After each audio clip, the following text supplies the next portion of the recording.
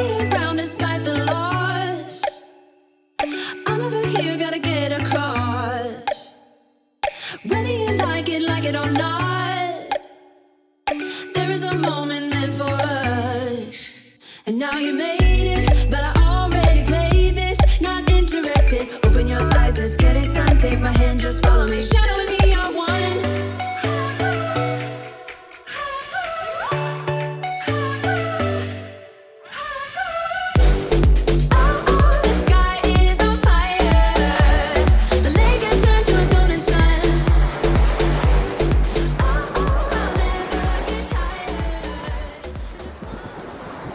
Another episode of the Summer of Poomsae, presented by Come on, man.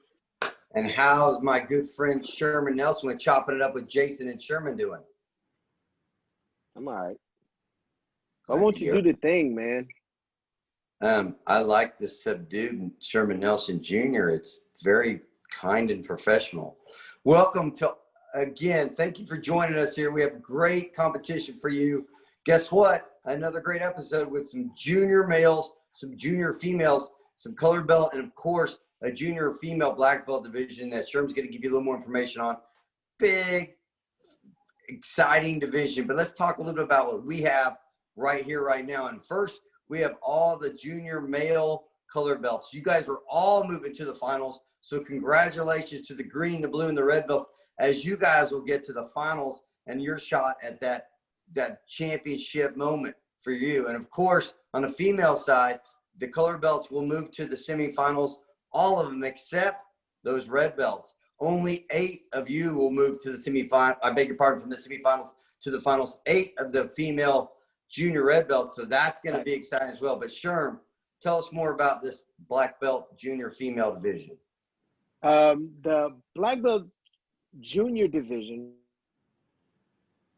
for females started out at 70. 70. 35 times 2. Wow. 7 times 10.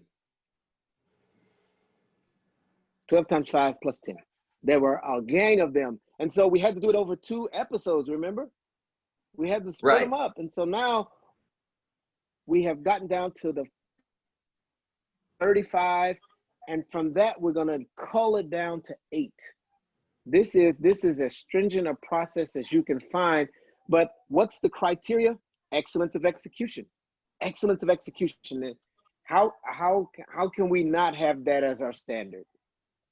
You know, and so no matter what happens, which of these young ladies make it to the finals, they are going to be 8 of the best that we have to offer. And I can't be disappointed with that. No, you're right. I mean, 70 to basically 8, it just shows you that, A, we have a giant pool of elite athletes, and B, if you do make that top 8, it's really something to be proud of. You're going to be moving to really the cream of the crop here, if you will, and I'm looking forward to watching that finals. So when they get there, but this is semifinal action. This is an important time. So without further ado, let's take it out to our commentators. We're going to give us a great opportunity to see who makes it to the finals in these divisions. Good luck to all of you. We'll be back with more. You've been chopping up with Jason. See you in the finals. Sherman. We will see you in the finals. This is USA Taekwondo's what?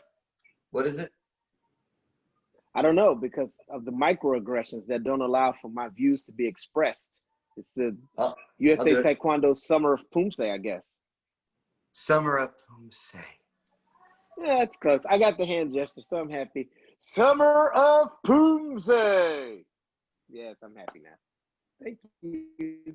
Welcome to Summer of Poomsae, episode 7. This is national coach Barbara Brand, along with commentator extraordinaire Miyako Yerick. How are you doing today, Miyako? I am great, Coach Brand. I'm excited to see some awesome Poomsae today. Yeah, it looks like we're going to have the junior divisions go up today. We'll have the junior male and female green belt semifinal, along with the junior male and female blue belt semifinal, and the junior male and female red belt semifinal, and then on to even more action with the junior female black semifinal. And here we go. I'm excited, Coach Brand. Let's see some green belts here. First up, we have Holdren Kim, Looks like he trains with Master Pok Young.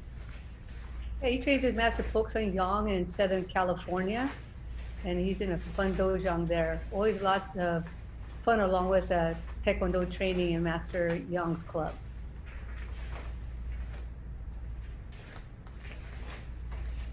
Starting here with Sejong. Yeah, he's performing first time out Taeguk Sejong, and in this male green belt semifinal round, Sejong will be performing one Poomsae. We're off to a good start with a score of 6.07 for Hojun Kim from Southern California.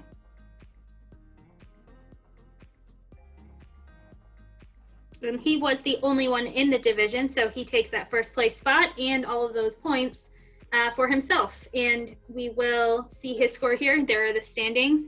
And then we will move on to the junior female green belt semis, where we have 2 competitors.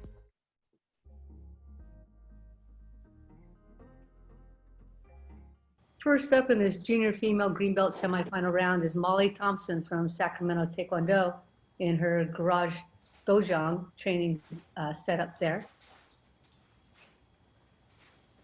It's a little bit hard. It looks like she's on concrete, but no stomps in this form, so it should be okay, and at least it's a nice clear space. And hopefully this Poomsae feels very comfortable for her. Well, it looks like she's taken a little bit of a look at the recording device or the recorder. Right, looks like she took a couple extra steps there to try and fit in the space, so Judge 1 really taking some accuracy points off, but she gets a 5.47 for her total score. Yeah, the beginning of that form was very strong, and then towards the last 20%, she had a little bit of a drift off with her eyes, and that's going to matter. So hopefully Molly, when she gets to the final round, we'll see a performance where she feels more comfortable in her space. We have one more competitor in this division in the junior female green belt semifinal round. This is Madeline Gee.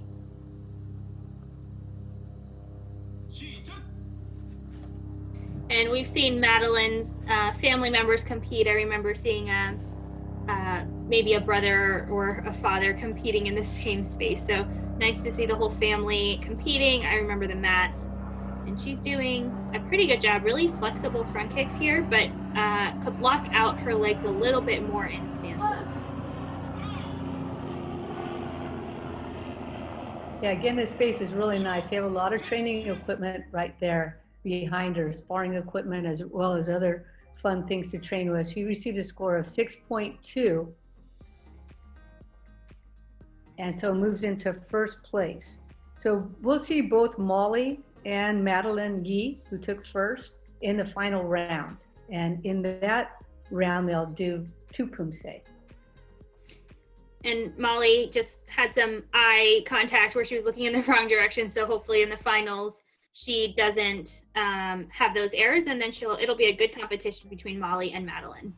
But we move on now to the junior male blue belt semis, where we have 2 competitors, and we're starting with Gavin Steen Olsen.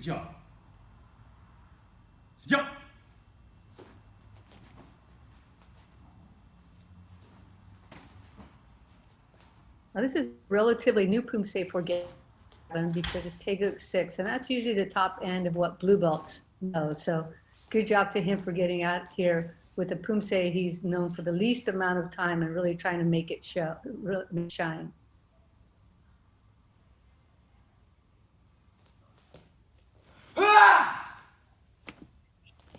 It looks like Gavin is a little taller than maybe some of the other athletes who might be in this division. So nice long legs. We could get some really nice extensions, but he does need to extend the stances just a little bit more, really work on being grounded as he transitions through these stances. Yes, Gavin has a lot of potential for really high kicking technique and really clean stances. His score, 5.77. Getting that referee there dinging a little bit for the accuracy. That might have had to do with some of those stances that you were mentioning.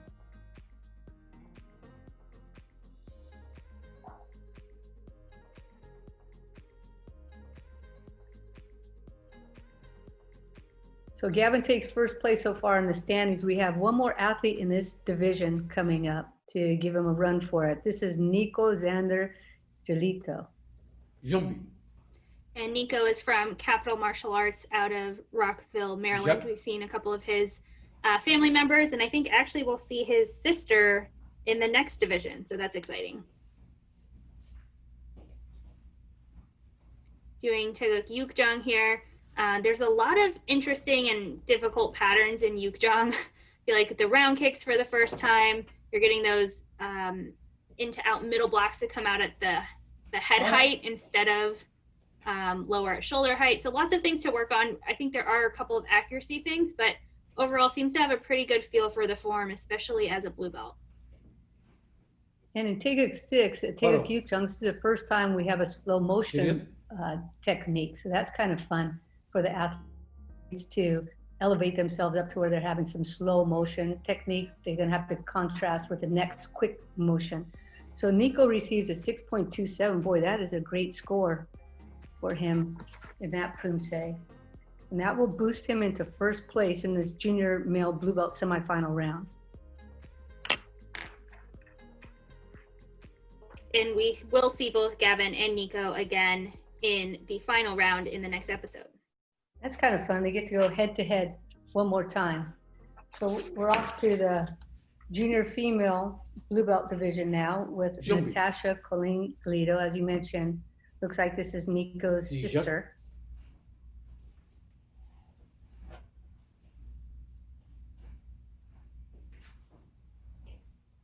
Nice high front kicks. Could use a little bit more rhythm in that first bar. And I think we saw their sister Stephanie in an earlier episode as well, who had just, I think, been recovering from an injury.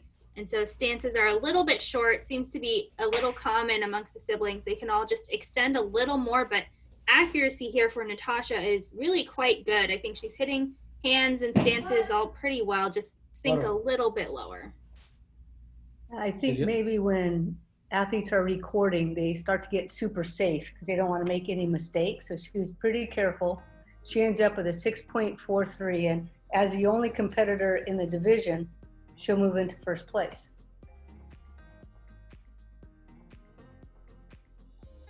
And although she is the only competitor in the division, we will see her again in the final round. That will take place on an upcoming episode of Summer of Poomsae.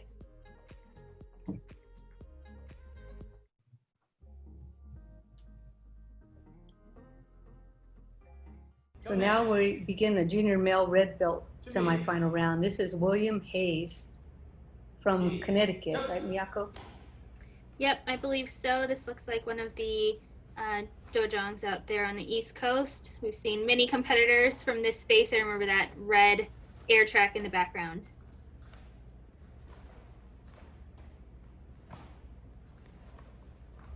So I think William could extend his kicks a little bit more. We saw those two side kicks coming toward us in the middle of the form. They look just a little bit like round kicks. So really being careful and looking through the position of the kicks to help extend them and do them accurately will help this score, especially on the accuracy.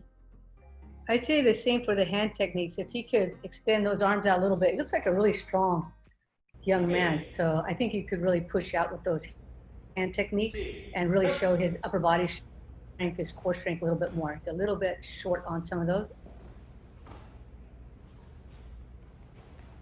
So in this division, all the athletes will do 2 Poomsae each.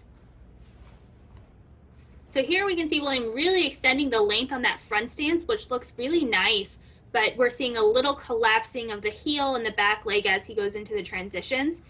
So here we have some really great parts. They just have to be connected a little bit better for this new style. Maybe he's transitioning from a different style or just hasn't seen some other examples. So there's a lot of great examples of Taeguk Yukjong for him to look at in all of these Summer of Poomsae episodes. And 4.77 for that second Poomsae. A few more accuracy dings for sure from Judge 1 and Judge 2. Which lowered his score a bit, and he ended up with a final score of 5.05. But I don't really think that that's indicative of his strength, because he looks like he's very athletic young guy and just needs to work on the technique a bit more. Right, and we have 3 competitors in this division, so we have 2 more coming up, and we'll see where they fit into the rankings. This is David Vu. He's from Sacramento Taekwondo. We saw his sister compete in the same space yesterday in the cadet division. He's just a bit older in the junior division here.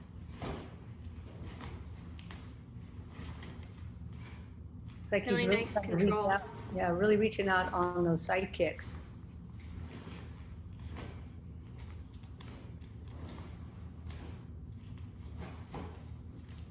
So I think he's doing a lot to take care for the accuracy. We're seeing really clean stances, nice locking out, and good hand positions. I think accuracy will be pretty high, and we'll see what the judges think for presentation. Also very high. Yeah, so a total score here of 6.77 for David's first form.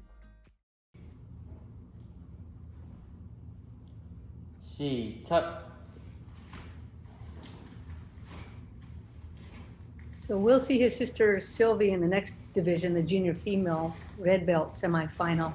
And as I mentioned, his younger sister competed yesterday, or in the last episode, I should say, in the cadet division. So all three of them get to train and compete together.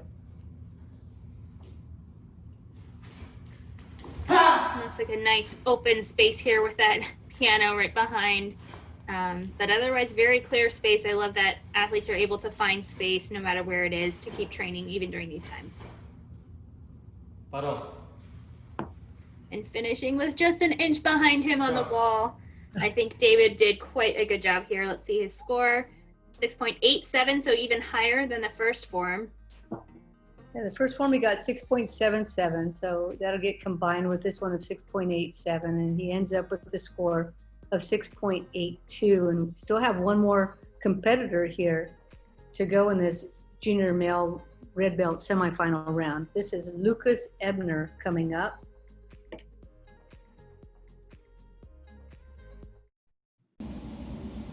And Lucas is from Pittsford, and he trains with Agape Black Belt Center under Master John Raw.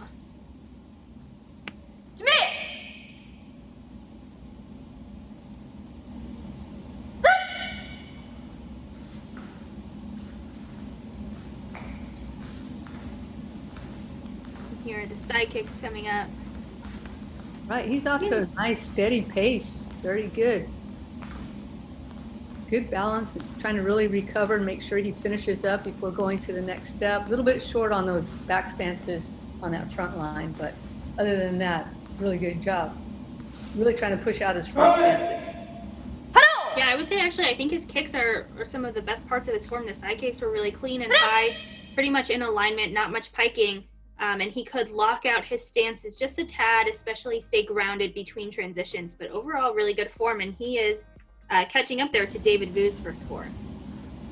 Yeah, he gets a 6.6 for the first Poomsae, and now let's see if he can close a gap and maybe put himself into first place past David Vu.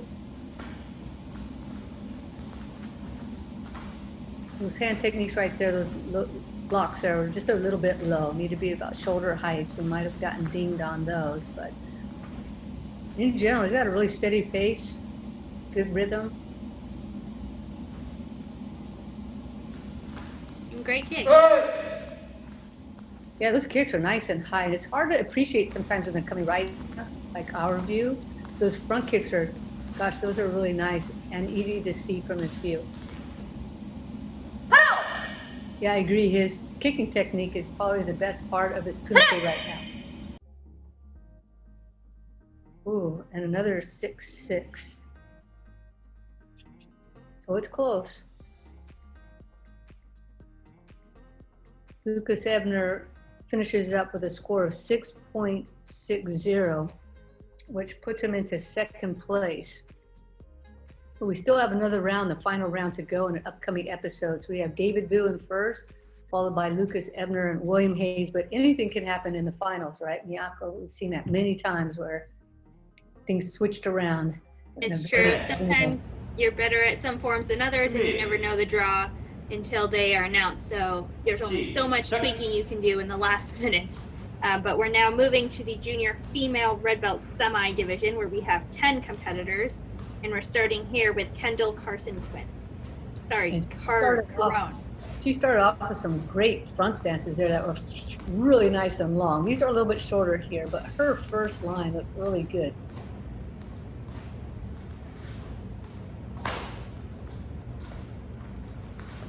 Really trying to push out on that extension and recovering well after the side kick.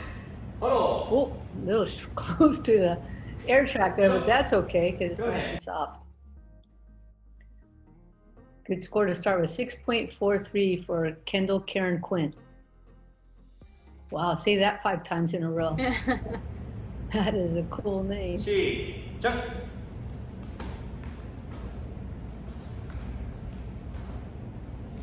Yeah, I agree. She does a really good job of extending into those stances, maybe a little bit taller than some other competitors.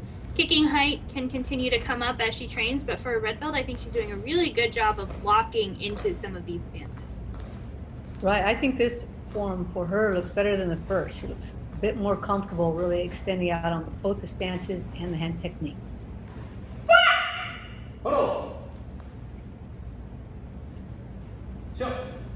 That was a great semi-round for Kendall. On her second form, she gets a 6.87.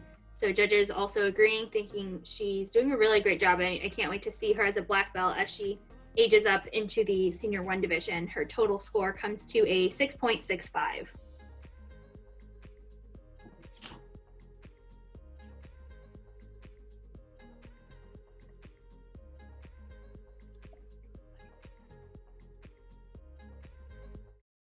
Hey, you are with Coach Sherman Nelson, and I am chopping it up with Tara Haley. She is a junior red belt Poomsae competitor. Am I correct? Yes, sir. All right, Tara, thank you for taking some time out of your day to talk to me. How are you? I'm doing well. I'm staying busy. Staying busy. Staying busy doing what, Tara? What you busy doing? I'm alternating between babysitting and my Taekwondo summer camp, sir. Oh, yeah, you might be kind of busy then. Okay, all right. So at your dojo, you all are doing a Taekwondo summer camp? Yes, sir. And you're babysitting. So you don't get tired of kids after all of that? Boy. Sir. Oh, that must be nice. That must be nice. All right, so Tara, tell me, what's it like preparing for a digital Taekwondo competition, even Poomsae? So I'm actually kind of newer to the competition side of Taekwondo this year. So Okay. This is my second tournament. And it's definitely different. It's nice to have the ability to retake my videos though. That's definitely been helpful because yes, a lot of nerves going into it all. So Okay, yeah, and you don't get those do-overs when you're on the mat. You don't get to go, stop, my little brother, oh my God, you're so annoying. You don't get to do that at the tournament. You just are stuck with what you're stuck with. All right. So, Tara, if you could be any animal, what animal would you be and why? I would probably be a dolphin. A dolphin, a marine mammal. Why? Because they have so much freedom. Like they could just go anywhere in the ocean that they want to, and they're not like really restrained to anything. So I think that's cool. The earth is 70% water, so there's a lot of places that they can go. All right. You have any brothers and sisters? I do. I have one younger brother. Okay. What's one thing that you'd want your younger brother to know that you wish somebody had told you? I would probably tell him that you don't have to meet anyone else's expectations for you except for your own. Girl, you just preached the whole sermon in literally 6 seconds. I am stunned. Tara, how old are you? 16, sir. Girl, where you get all that wisdom at 16 years old? You better get on out of here. Oh, and maybe it's the babysitting in the summer camp. All right. Well, listen, Tara, again, thank you for sitting down and topping it up with us. Congratulations on the get up and go to participate in a virtual competition. And we wish you the best of luck in this and every competition you participate in after this. And one day we'll get around to getting back to an arena, and then we'll be in person. I'll give you a high five in person. I have to give you a virtual one. You didn't high five me back, Tara. Sorry. So get yourself together. High five. Ready? Okay. At the same time, Tara, it's not really a high five if we don't. 1, 2, 3. Oh, you're still so slow. 1, 2, 3. All right. So when I say 3, then you go. Ready? 1, 2, 3. Now you're still going too slow, Tara. 1, 2, 3. All right, and then you try to knock the phone over. All right, this is Coach Nelson, and I have been slapped in the face 15 times by Tara. Thank you again for taking time out of your day, Miss Haley, to talk with us. And yeah, you just got chopped.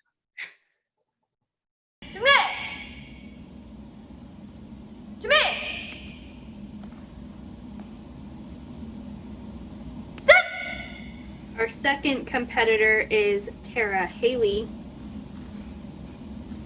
Looks like she's also out of that dojang coached by Master Ra.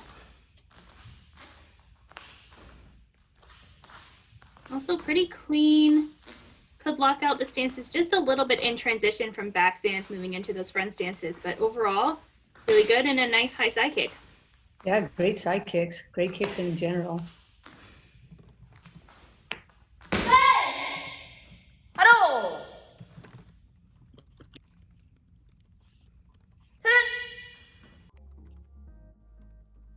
But here's her score, 6.93 for that first Poomsae.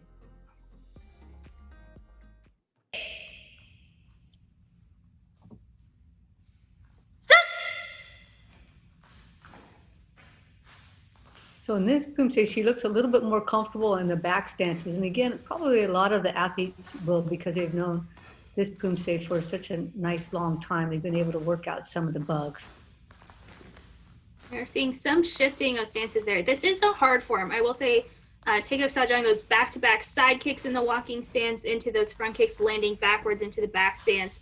So she might get some accuracy deductions for that, but I think she is developing really nicely. And the Poomsae has a lot of great moments, but she definitely fell out a little bit on the top there. Right. Her score, I think, would have been a bit higher if she had kept her balance to that one set of front kicks there where she had to land in the back stance. So she receives a score of 6.77 and a final score of 6.85. So even with a couple of bumps there, she's in first place.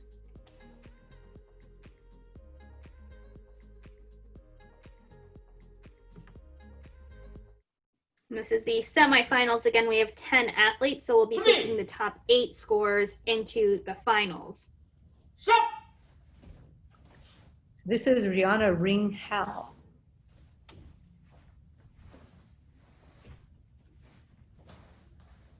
She's off to a great start. It's a little bit difficult to tell exactly where those hand techniques are landing because of the camera angle's a little bit low. But in general, she looks like she's pretty surgical in her decisions as she's moving from step to step. Right, Rihanna's from Westport World Champion Taekwondo, training under Master Dong Hyun Jung. I think she's doing a lot to try and turn and show the shoulder engagement before some of the blocks, but it's a little overdone, I think, on some of the moves. So she has a good understanding, gets a 6.2 here on the first form, but just really continue to think through some of these motions so that it's not too much pre-rotation to some of these moves.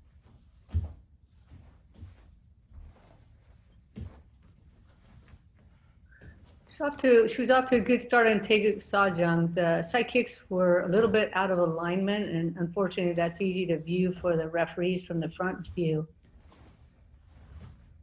But her hand technique is more solid in this Poomsae. She's trying to finish very strong and she's trying to use a really nice full extension on all of the hand techniques.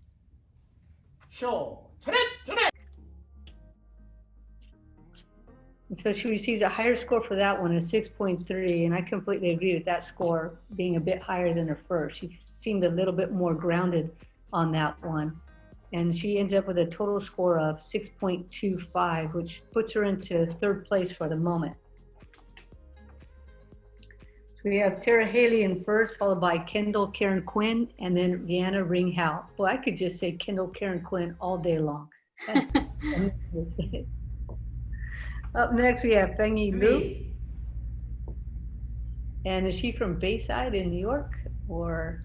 I believe this is Team Champions Long Island in New York. Oh, okay. Sorry. So close. It is at school out of New York, and she did a really good job showing the difference there coming forward between those middle blocks at shoulder height and then the back fist at philtrum height.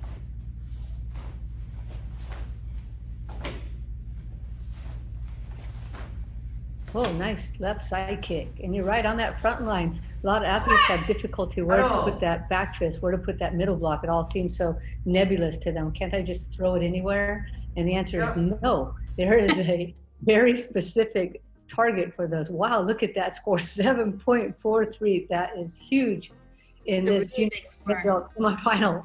Wow.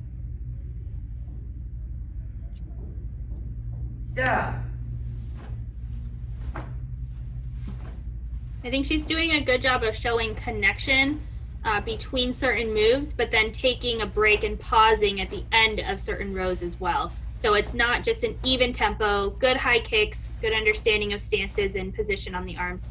That back stance is a little short, but that's the only one I've seen so far. Yeah, in general, everything looks great. The back stances are a little bit short, but other than that, her rhythm is very nice.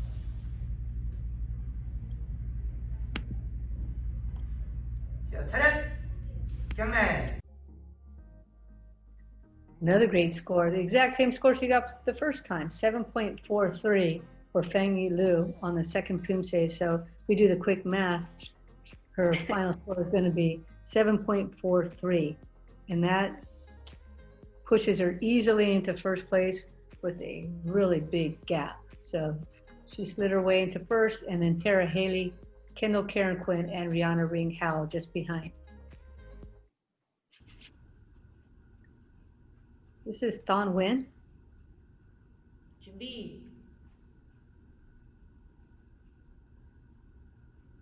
And she is out of Wichita, Kansas, competing from Kim's Academy of Taekwondo, coached by Master Caroline Ine Park. Nice flexible front kicks. Could lock out on these stances just a little bit more. She's taking a pretty assertive pace here. She's really pushing through. I don't know if all those trophies belong to her, but if so, awesome job to Thon Nguyen on all those big wins. Sure. It also looks like carpet. I wonder if they train on carpet or if they just have the mats up right now. But she gets a 6.83 on her first form. Well, if she does train on that carpet, she's got some tough feet, because she's burned her feet quite a few times. It probably really built up quite a big callus.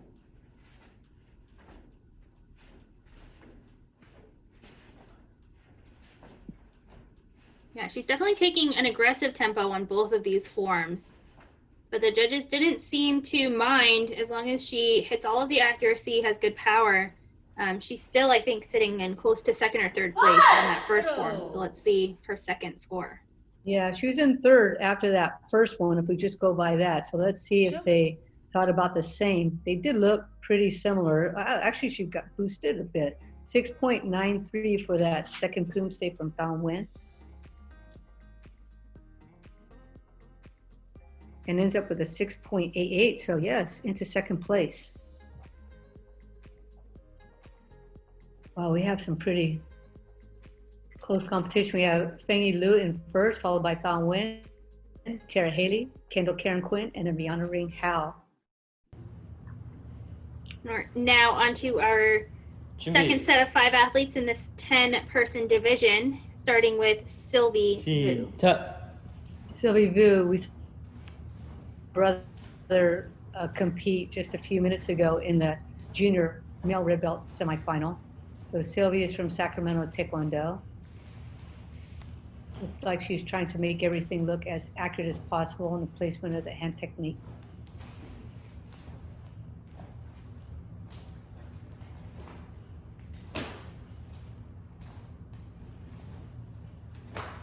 She has a couple extra double pivots into the kicks and one of those transitions, but her legs are very long, and I think getting good extension on the kicks and then some of the stances. Her brother took first place in his semi division. Let's see how she does.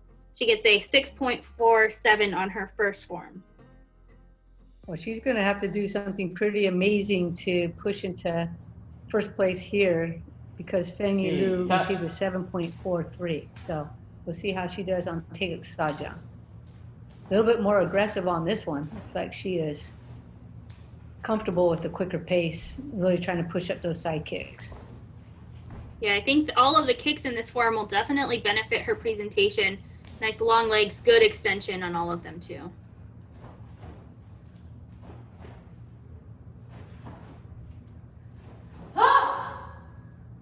And she doesn't have to be first, she just has to make into the top 8 of 10 to make it to the final round. Well, it's always fun to try to make some drama and super drama unfold here in the competition. 6.97, she boosted herself up a whole half a point, 0.5 on that one, so ends up with a 6.72. She rolls her into, I think, around 4th place at this point. Let's take a look. Yep, Feng Yilu, solid. First place at 7.43, followed by Don Nguyen, Tara Haley, Sylvie Vu, Kendall Karen Quinn, and Rihanna Ring Hao.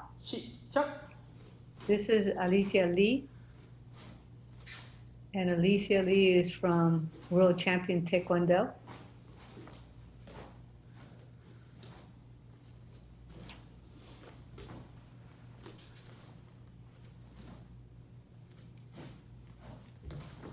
She's taken a very steady, conservative approach to the Poomsae.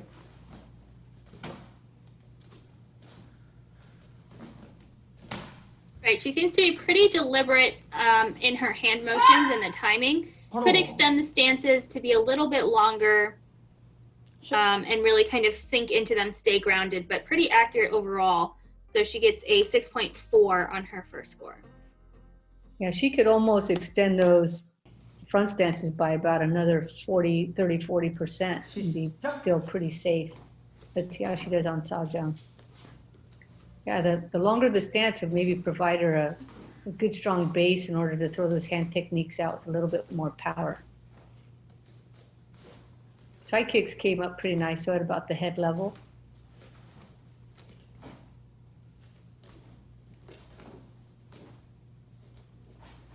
And I think sometimes it's hard when you read the rule books and it says 2 feet. You go very direct based on that measurement, but it really has to be based on your body type. So it's not just if you're 6 foot tall, your back stance won't be the same as somebody who's 5'2". So Alicia gets a 6.07 on her second form, score dropping there just a little bit. So her total comes in at 6.23.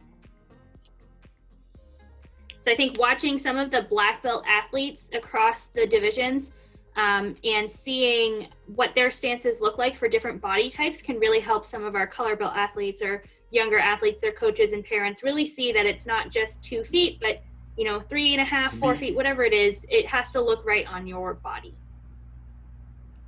This is Yuki Yoshida. Looks like a great home training space.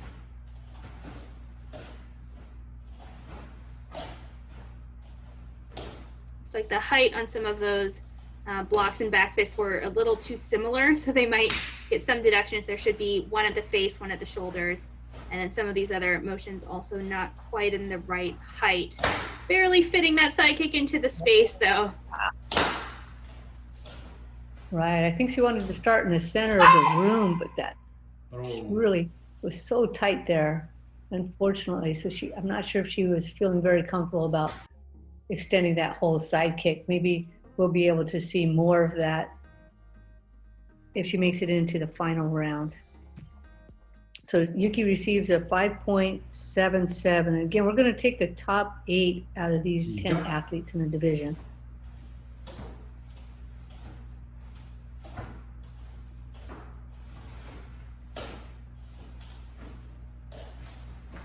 So this is pretty common for athletes to overturn a little bit the shoulders or the hip on that side kick. We're also seeing some elbows flaring out on both the front kicks and side kicks. So you really want to keep that upper body relaxed so that nothing is moving, extraneous movement you want to cut out, and then just really allow us to see the kick float up to the sky and then powerfully kick and then come back down nice and soft. So I think keep working on that and we'll see some accuracy improvements for Yuki. She definitely boosted up her power on that one for sure. Those punches looked like they were on fire. She received a 6.27, so pushes her score up to a 6.02.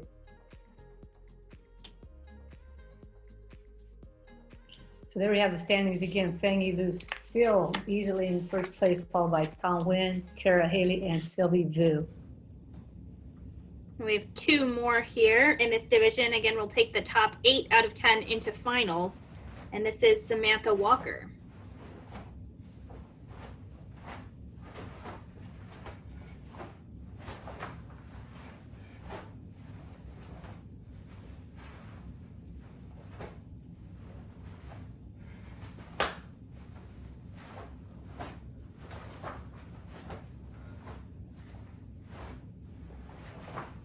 Her front kicks are clearing her head easily. So here we go, side kicks.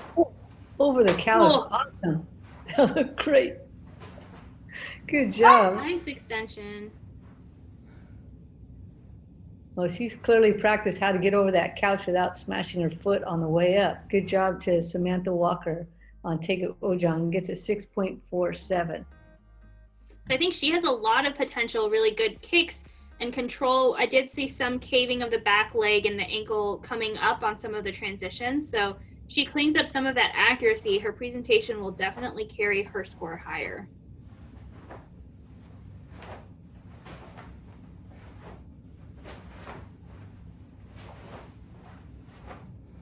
Yeah, nice high side kicks. No problem there. She's really marked this off. She's just enough space. Nice high front kicks there. I think also just a note to some of our competitors, when you're in competition, even if you're, in your basement, you want to make sure your uniform is nice and pressed and clean and try and roll down those sleeves so that they're full length for competition. Samantha gets a 6.4 on her second form. Yeah, just a little lower on the second one here and ends up with a score of 6.43. It's kind of tight here in the middle of the score, in the middle of the pack. We have a whole bunch in the mid to high 6s here. Feng Yi in first, followed by Tom Nguyen, Tara Haley, Sylvie Vu, and Kendall Karen Quinn. This is our final competitor of the red belt semifinal division. This is Larissa Rodriguez.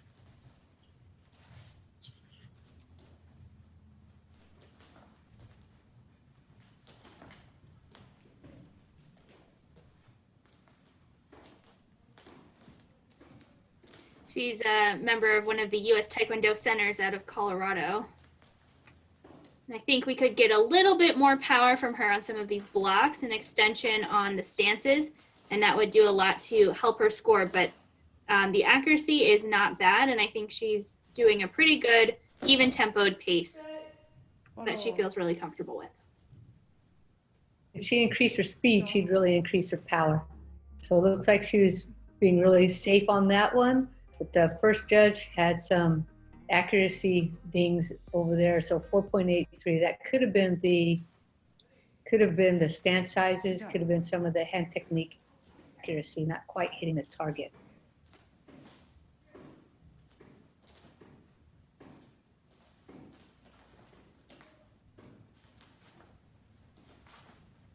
It is really hard, I've noticed, recording myself, that you feel like you're punching at the center of the solar plexus and total center of your body, but on the camera, it really just comes across as in line with your shoulder. So being very aware of that, and on camera, really focusing on getting those punches to the full center of the body. Things come across on camera just a little bit differently. Power obviously is a big one, but just some weird angle things that also come out. Right, it looked like she almost tried to slow down towards the last half of the Poomsae, trying to be super safe again. So she ended up with a 4.9 on that second one, following her first one. So she boosted up her score a little bit. I think she got a 4.83 on the first. So again, some more accuracy dings, but she ends up with a score of 4.87. And she was a final competitor in the division. So when we look at the standings, these are the final standings for the semifinal rounds, with Fengyi Liu in first, followed by Tang Wen, Tara Haley, and Sylvie Vu. Hi everyone, I am Carissa Fu, and I'm Dave Chan. and we are the members of the 31 plus mixed pair of the world's team. So we're very excited. We're actually the first husband pair duo, I think, to make the pairs team.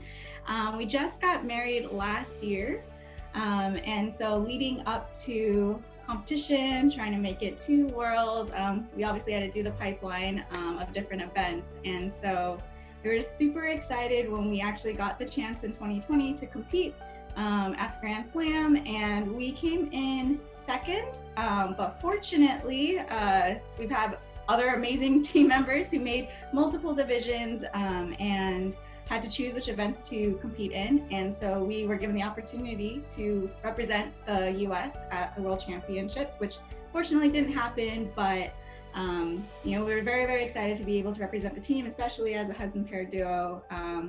And yeah, do you have anything else you want to share?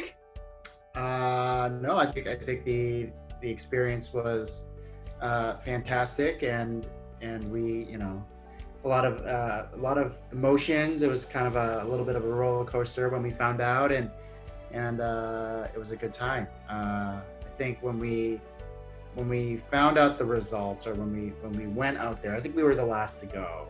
Yeah. When we found out. Mm-hmm. And at that point, I think scores were just,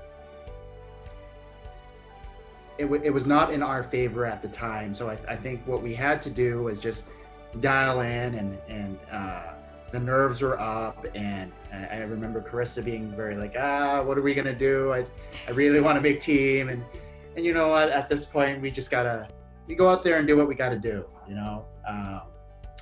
and we found back, and we got one of our best performances that we've ever had, and here we are now. So I think what was especially memorable about that is that we've been a pair, competing as a pair since 2012. Then Dave went back to school to get his doctorate in physical therapy, and so that just took time away from us being able to compete together.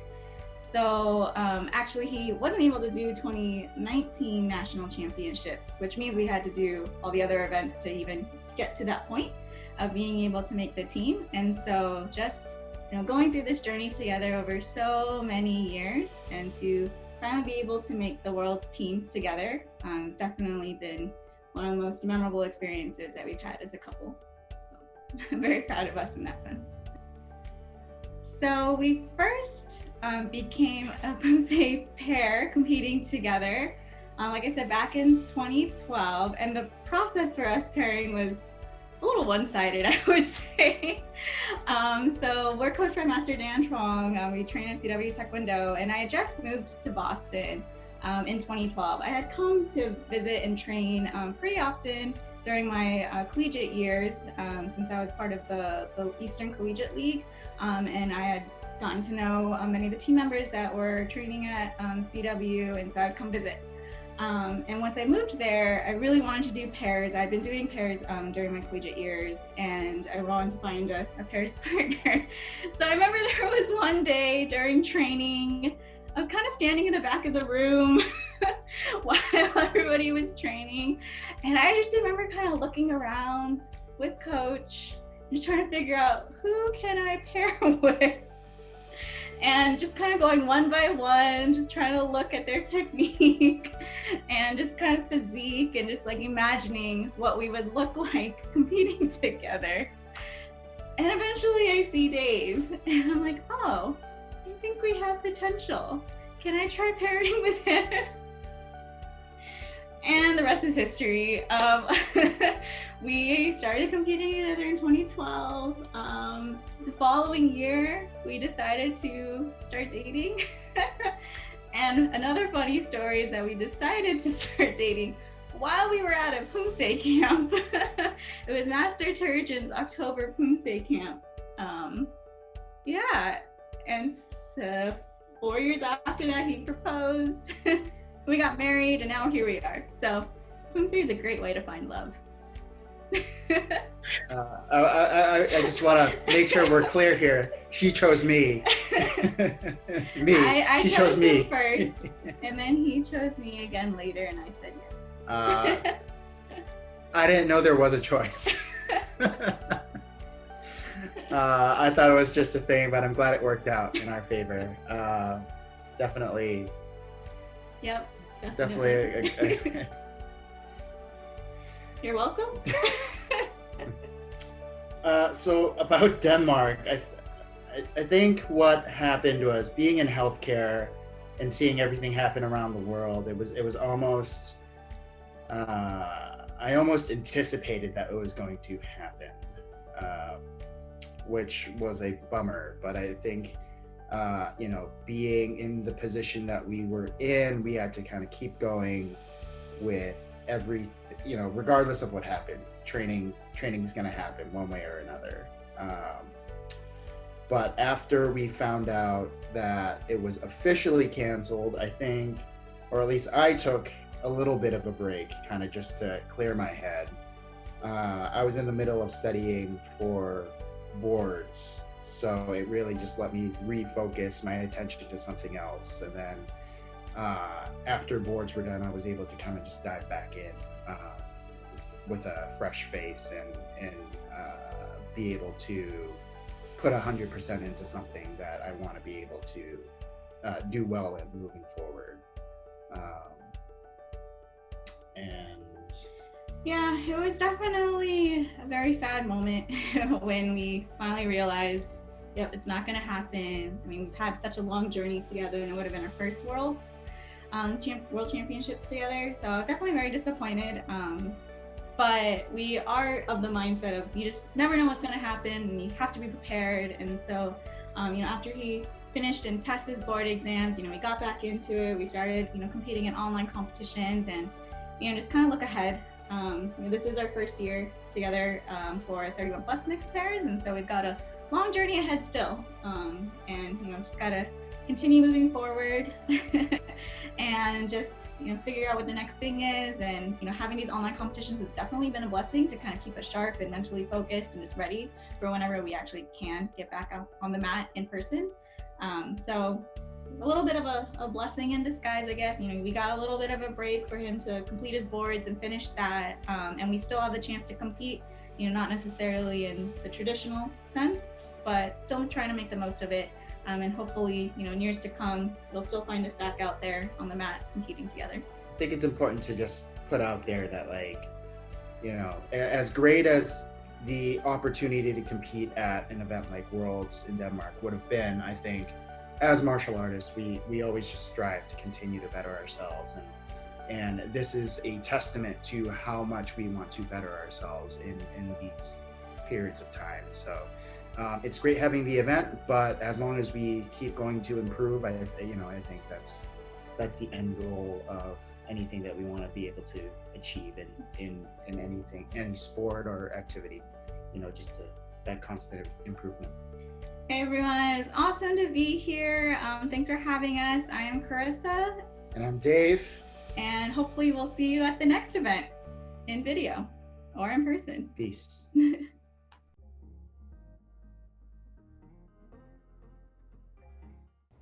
The excitement continues with our junior female black belt semifinal round.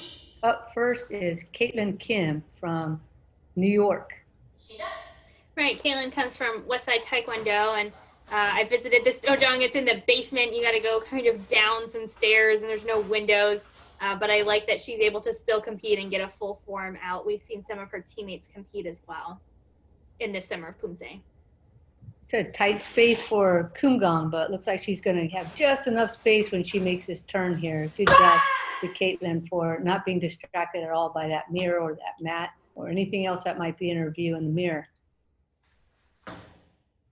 Right, it's kind of funny, now in our spaces we have the mirror, so sometimes you're looking right at yourself, whereas at a tournament, sometimes you're looking right into the eyes of a judge. So always distractions no matter where you are, but athletes do a really good job of kind of tuning it all out and really just focusing on the task at hand, which right now is kumgang. She has a nice high thigh in this Haktari Sogi position, that crane stance. A little bit of a leaning forward in that horse stance to the side there. So maybe just thinking through on the posture a little bit more. That one was much better. And again, a nice high leg position for this Haktari Sogi. Good job to Caitlin Kim on that.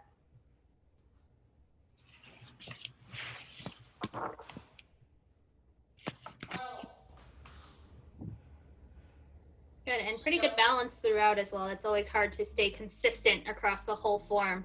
And Caitlin opens up this division with a 6.33 on kumgang.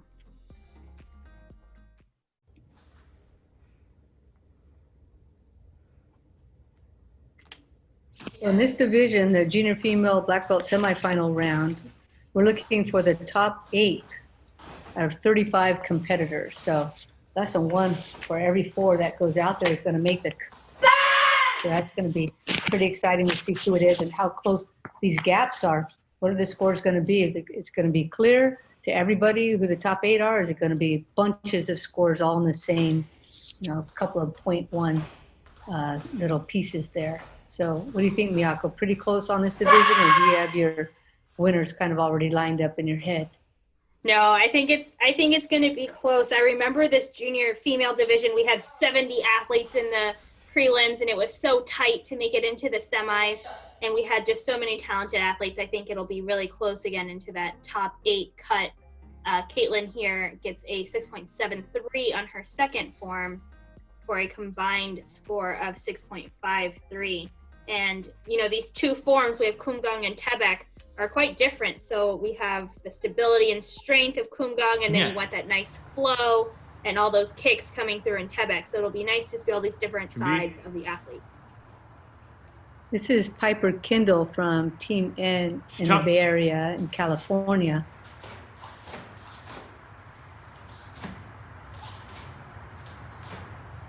Right, Piper competes in both freestyle and recognized Poomsae, represented the U.S. at the World Championships as a cadet in individual. So really talented athlete, really just well-rounded coming out here. Nice and strong opening.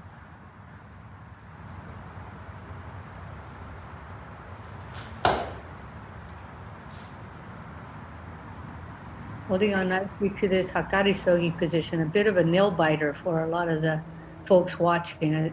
They're going to be able to keep their balance as they're going through all of these slow motion postures, and then followed up by the quick turns with the punching.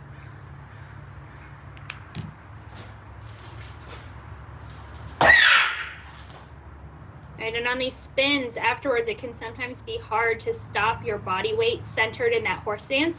Some athletes will spin and you land over the front foot and have to shift your weight back to center, but so far Piper's done a really good job of landing very center, very square, very controlled, but nice quick spins. Hold on.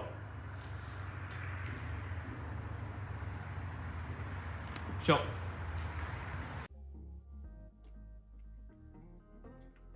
Wow, so a big jump up here. Piper gets a 7.43 on her kumgang.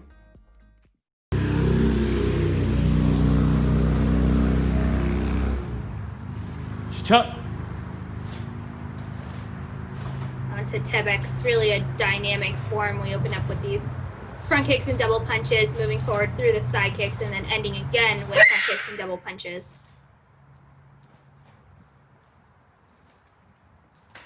Like tebek, I usually get really tired by the end, so having stamina all the way through, really important. Piper, really nice extension on these side kicks.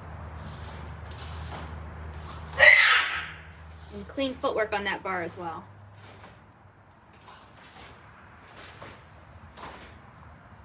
Hold on. Really nice finish. I think that, kumgang is sometimes a hard form, usually lower score than other forms. Sure. So we'll see how the division plays out, but we might have higher scores overall.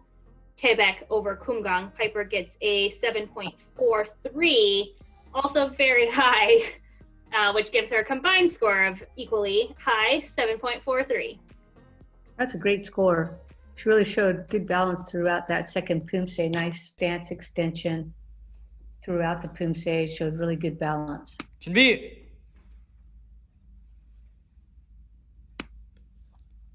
시작. This is Autumn Tully.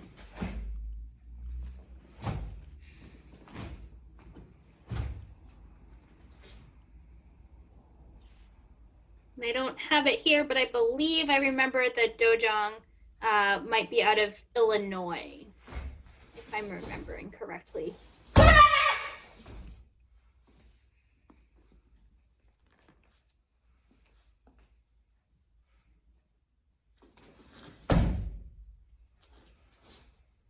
Kumgang is an interesting form because there's so many horse stances. It really shows when athletes have a C curve in their back, and it really just kind of looks like your butt sticking out a little bit. And you have to be very aware and on purpose tuck your hips underneath so that your back is really straight and you don't lean forward. That's a really hard skill. I know it takes me a lot of time. I spent hours working on, ab exercises and really tucking in the hips so that you don't have that curve in your back. And it can throw off your balance sometimes, especially in these 180 turns and stomps, but really especially in the spins. So I think if Autumn just really tucks those hips in a little bit, giving her a straighter back, it will help with balance and allow her to sit lower in those horse stances. Some athletes have that arch naturally. It's called lower cross syndrome, and there are a number of exercises to help with it, but it always seems to be a challenge, especially in Poomsae like this, or in Taegu Chojang, or sometimes also take a or Sipchin, actually, where you have to have that position looking very much rooted in, as if your back's nice and flat. So she received a 6.8 for the first Poomsae.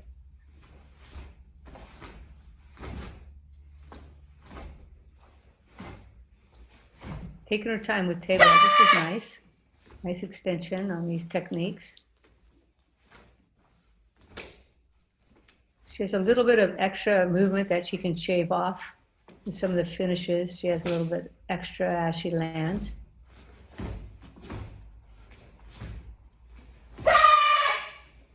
Slight upper body tilt in some of the stances. Really just, again, tucking those hips under, keeping the back really straight. A little bit of a hunch on front kicks. But overall, I think really strong, good height on the front kicks and side kicks, control on the way down, enables her to land cleanly into stances, and she pulls out a 7.13 on her second form. Nice big boost after the 6.8 for her first Poomsae, Kumgang, and finishes with a 6.97. So my guess is that a lot of the athletes had to record Kumgang several times in order to get one that they were really satisfied with. And then once they did, they were off to the races with Tebek. This is Callie Waldman from Pride Taekwondo in Arizona, coached by Masters Ruben Lawley and Megan Yee.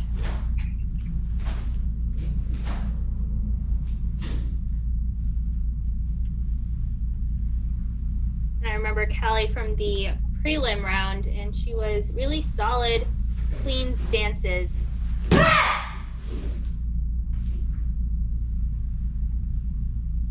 think it can sometimes be hard to deliver power, we've mentioned through video, but some athletes are doing a really good job. Kumgang is a really strong form. Kumgang actually is a mountain range in Korea, and it's known for, stability and stature. So I think that's what these athletes here are trying to emulate, is that strong, steady, sturdy mountain named Kumgang in Korea. I think her power is coming through in her video pretty clearly. She's taking her time and she's really hitting it hard at the end. So she's going for that contrast, that soft start, and then a really strong finish.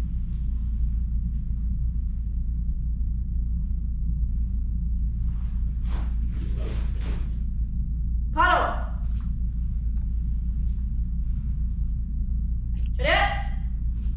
So Callie Waldman for her Kumgang receives a score of 6.77. So other athletes have been able to boost up their score with Tebek. Let's see if Callie's able to do the same thing now that Kumgangs in her rear view mirror. She can really concentrate on punching through all the techniques of Tebek. So nice high kicks to start. Probably really happy to just get some of those kicks out of there after Kumgang. So the tough thing on Tebek is the judges can see the accuracy of the punches coming straight forward. So those really need to be located right, targeted right at the solar plexus. She has really great extension on her side kicks and then moving through on this powerful line here before finishing up. Right, I really like the dynamicism of Tebek. I feel like athletes also have the ability to play with the tempo a little bit. You can have different approaches to your rhythm, but you also get to highlight those front kicks and side kicks. So that's always nice to see people's approach. And we are taking some accuracy hits from referee and judge 1 here. So Callie gets a 6.7 on her second form for a total of 6.73. So at this point, she's in third place. And up next is Allison Chan. This really cool home training setting.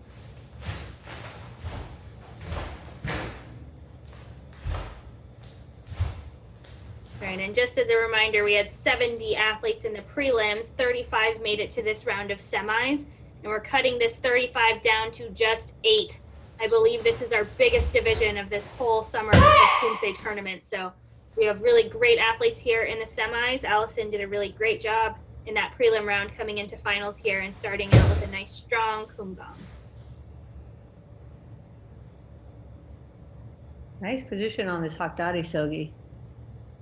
Looking like she's fighting for her balance and able to hold on to it.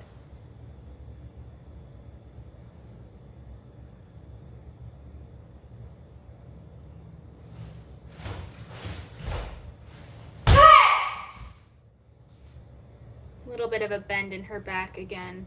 We see that in a lot of athletes. It's something that you very consciously have to work on to get rid of that C bend in your back. Her stance size that she selected has been consistent throughout the Poomsae. She's been able to land at just about the right spot for all of them, but a little bit off the mark on the ending there, I think. Wow, look at that score, 7.33. Nice huge score for Allison Chan with kumgang. That's no easy feat there. Right, so far this is Allison, our 5th athlete. Our high score combined right now is Piper Kendall sitting at 7.43, but Allison could have a huge score here on Tebek. Let's see how the sidekick bar comes. She's got good rhythm on this Poomsae, and everything seems to be falling into place for her.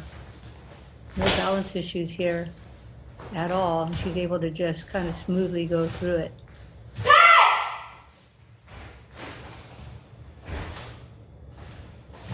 Nice high front kick. No major issues on that Poomsae, so I'm predicting a pretty high score again. She received a 7.33 for the first Poomsae, and the second one coming in much higher, 7.53. And it looks like she may be just about tied with Piper Kendall. Yep, exactly, 7.43 for the two of them. So we'll see when the standings show who was able to take first place, but it comes down to performance. Whoever has the higher performance score will take that first place spot for now. So this is Caitlin Reclusado. See you, top.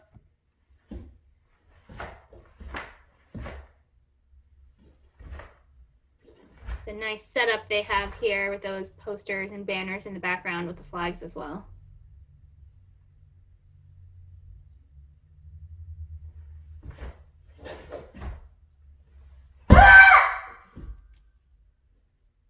I wonder if that's a picture of her on the banner on the left. It actually looks exactly like her, so I'm going to say yes. That is Kate. A nice dynamic setup for her in the background, very inspiring.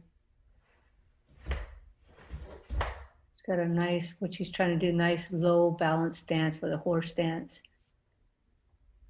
And the idea is to not come up between that one and the Hakdari Sogi, to be able to maintain the same height throughout all these low stances.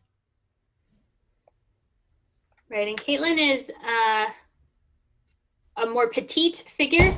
And when she does these punches to the side after this 8 count, we'll see when she lands, her punches sometimes go past her body.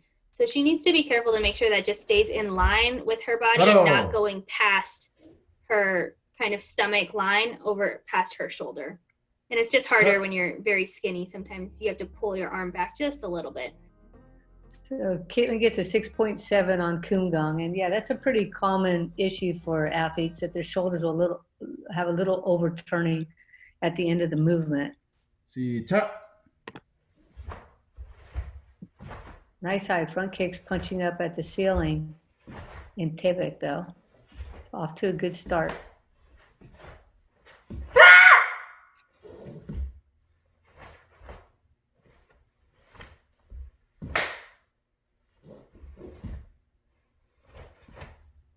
Getting a little extra knee movement in that back stance with all the hand motions going on, but easily goes up to vertical for the side kick. Yeah, but the tough part of the side kick for a lot of these young athletes is not the kick itself, but the recovery. So one of her stances just after the side kick, a little wide and a little short. We'll see if the judges have that impact the score at all. So, wow, much higher than her first one. So she received a 6.7 for the first and 7.27 for Tibet. So the total score is 6.98.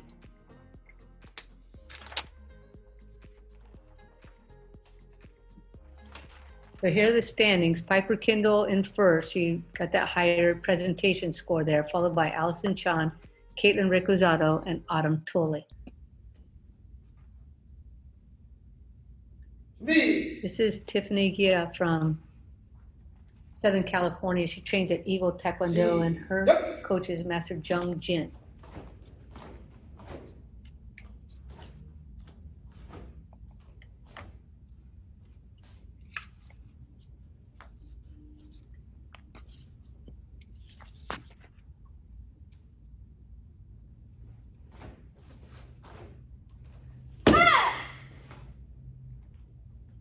Tiffany is on the 2020 national team, on the junior female team. So you have to be pretty consistent in order to make the national team in any division. So I'm excited here to see the rest of Tiffany's Kumgang. She has a pretty calm demeanor going through the Poomsae. She has a little over rotation in the punch, like we mentioned a little bit earlier, but in general, her whole body is trying to be as quiet as possible. Yeah, so just pulling that arm back a little bit or squaring up the shoulders will allow that fist to not go past the body line. And then also on her high block on this crane stance, I feel like could be just a little bit higher so that she's not blocking her face with her elbow. Just pulling that right hand back a little bit so it's not so far past her body. Again, we're not sure what the judges are taking all the points off on in accuracy, but that's just something that we can see here from this angle. She's starting off pretty strong with a 7.37.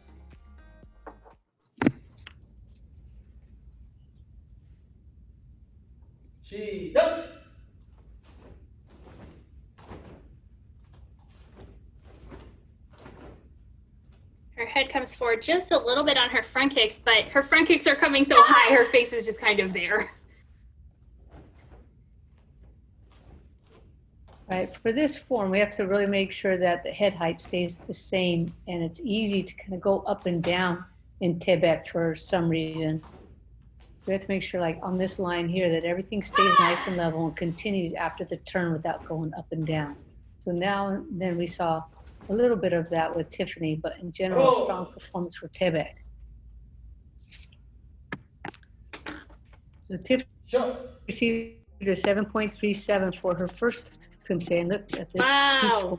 0.67. Holy cow. That is a very high score. So her total score is 7.52, just above Piper Kindle and Allison Chan.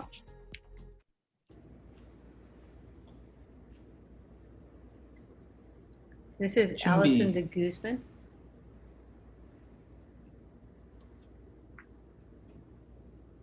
Sija. She's from Livermore, California, part of Elite Taekwondo Academy and Team MCPP, trained by Master Jeff Avila and An Hui and Long Win.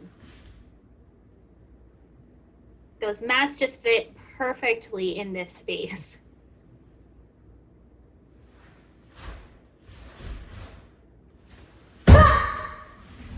Nice shake of the camera on that stomp. Shows power coming through.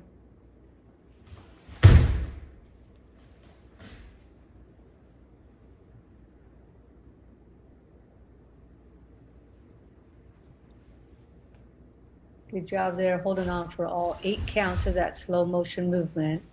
In Poomsae, we have some 8-count movements, some 5-count movements, and this one here is 8. Sometimes challenging for the athletes to stay on that one leg for that long, but she doesn't seem to have much problem.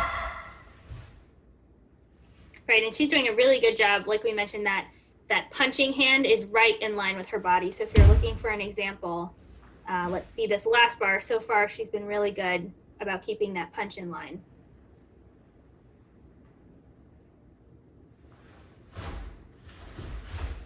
Yeah, it's Right hand just in line there, really nice. Off her right-hand corner, nice and high up. I see a whole bunch of medals up there. Good job to Allison de Guzman. She received a score of 7.17 on that second Poomsae, her first Poomsae, and then we're on to Tibet. Sija.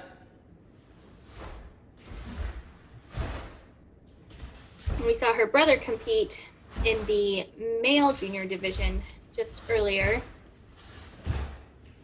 They can practice together, train together, hopefully not fighting, just cooperative training, which did not happen in my household.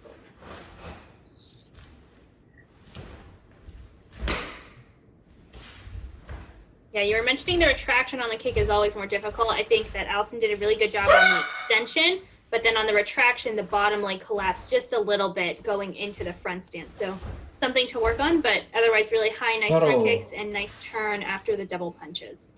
Well, I can see why they're doing it. They're really trying to push up. This division is trying to go for it, really, trying to extend as high as possible. And sometimes we suffer on the recovery, but good job to Allison de Guzman getting her score up at 6.93 for Tibet. So that combined with her cumulative score of 7.17, she receives a total score of 7.05.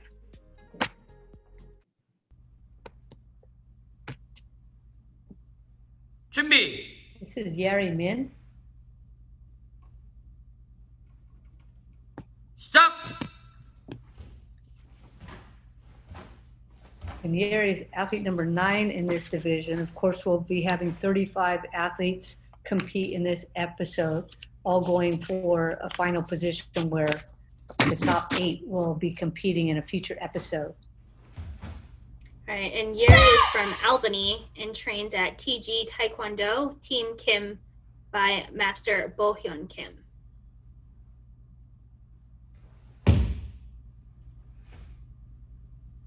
Her sister was also in this division. Yeri is 15, her sister Buri is 17, both in the junior division. Another sibling pair that gets to compete and train together.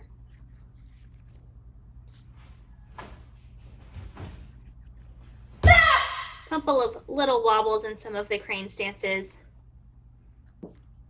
She's going for some speed though on those spins into the punches, so it's kind of fun to see. And Coach Byrne, maybe you can correct me, but I believe that if you start wobbling, it's all one minor, and then it can also be taken out of presentation. But if you wobble, wobble, wobble, and it's all kind of connected, it's just 0.1. If you put your foot down or you hop, then it's a 0.3. 0.3. Those 0.3s is what everybody's trying to avoid at all costs. 7.13 for for Yerick Min on Kumgang. Stop.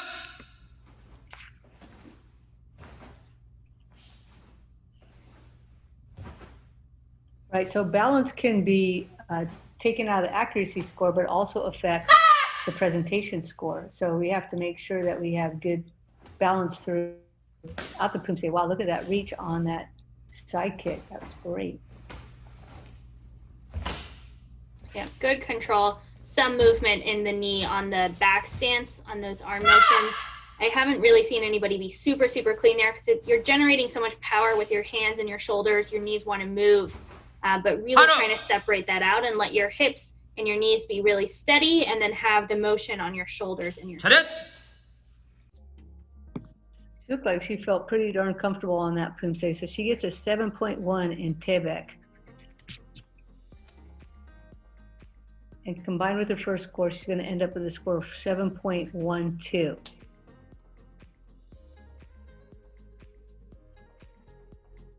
My name is Michelle Ortiz. I'm from Portland, Oregon. I am 15 years old and I train at US World Class Taekwondo. My coach is Master Samuel Leiter. So with my lettering business, I kind of just hope to inspire others with my work. I do calligraphy, hand lettering, word art. I also offer customized calligraphy for events. I do hand lettering worksheets, workshops. So ever since I was younger, I've just always loved to write. If I wasn't doing Taekwondo, it was always writing. And so when I got a little bit older and I started helping out at my Taekwondo school, I started to make boards for them. So I would write on breaking boards, just like this one here. This one says my first step. And then that's kind of where everything just kind of started. I would get a lot of compliments from people, and then they'd start asking me if I could customize boards for them. Is it easier to teach younger kids as opposed to adults, or? You know, it is a little bit harder to teach younger kids, but I enjoy it because they're beginners. Most of them are beginners. So, you know, a lot of it's like tracing to start off with, and I like the discipline that goes with it, with teaching the younger kids. With older, I guess, more older people, they're more interested in the calligraphy, which is pretty fun for me too. So, I mean, I enjoy teaching all ages. Probably just that it's inspired by martial arts. That's where it all kind of started for me, and that's all of my lettering, what I do is kind of based off of martial arts, you know, with the boards and everything. So I would just say thank you to my team and everybody at home just for helping me and just starting this off for me. So what's been your most memorable experience in Taekwondo? I've had a lot of memorable experiences, but I probably have to say my first nationals as a black belt in 2014, winning first place in sparring. I think it's really different, but I enjoy having different scenery. I like being able to film from where I train and practice from. I don't get as nervous in front of the camera, so that's kind of been a cool thing for me. But I think it's cool that we're able to keep this going and competing virtually. I just want to thank you guys for giving this opportunity to just interview me on my business, and just thank you. So about every 6 athletes or so, we'll see the standings. This is Michelle Ortiz.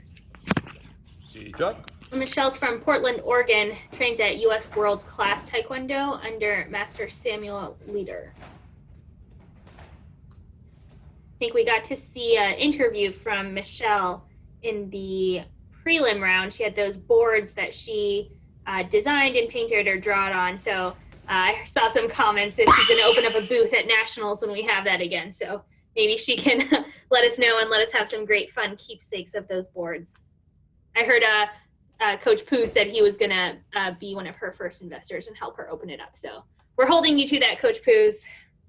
So for viewers who weren't able to watch that particular episode, what do these boards have about them that make them so special, Miyako?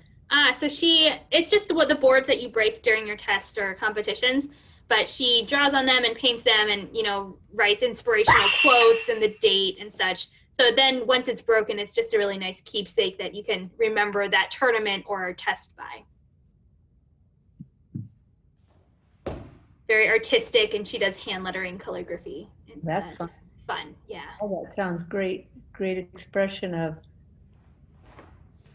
everything she's probably feeling as she Oh. goes through this competition, maybe some other breaking competitions as well. Cheerio. That was Michelle Ortiz, and she receives a Kumgang score of 6.87.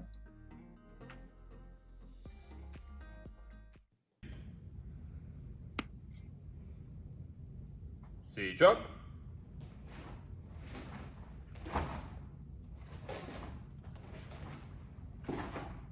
Got some nice, high, strong front kicks to start off pivot. A little reduced movement on those hand techniques going to the front, a little bit abbreviated, but the side kicks aren't. She's got a lot of good reach on the side kick. Yeah, nice easy height without much body dip. Slight lean forward on her torso on some of the moves, and she could extend her front stances just a little bit more. I think that falling forward a little bit causes that short front stance. So maybe start with the posture of the front kick, and the front stance might work itself out. So 7.2 on Tebek, a significantly higher score than the 6.87 for Kumgang. So Michelle Ortiz ends up with a score of 7.03.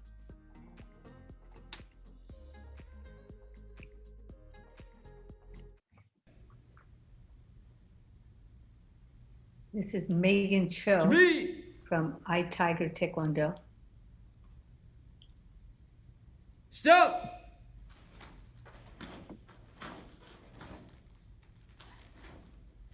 I've seen a couple athletes in this division on that very opening move. So it's blocks with both hands. The arms went outside the body. Another thing you just want to make sure is really within the frame of your body, and look at the angle on your camera so that those fists don't go beyond your shoulders.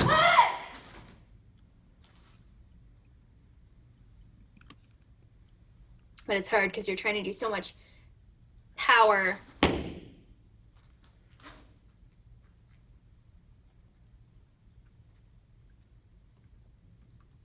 This stance, maybe she could go just a little bit lower. Sometimes athletes think, well, if I just go a little higher, I'll have more balance. But usually if we're standing all the way up, we have balance. If we're down nice and low, about a horse stance height, we have good balance. But in between, it could be a little shaky.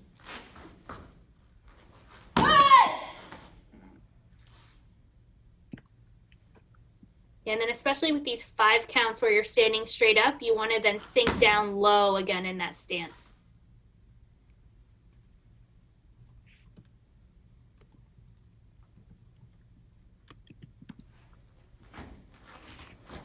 바로. And this is Megan Cho from iTiger. On her Kumgang, she gets a 7.07.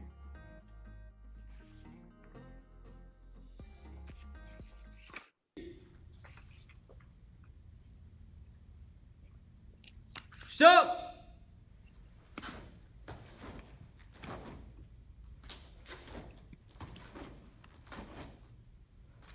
Another slight lean in the torso on some of these front stances, just tucking the hips under, really engaging the core. Working on the front kick and the landing will help with that. But she's really pushing here, trying to get as much extension on the kicks as she can, and a lot of power as well. Wow, nice high front right leg side kick. Yeah, her side kicks are great. I think sometimes the athletes are just so relieved they're done with Kumgang that they just really explode on Tebek. 바로.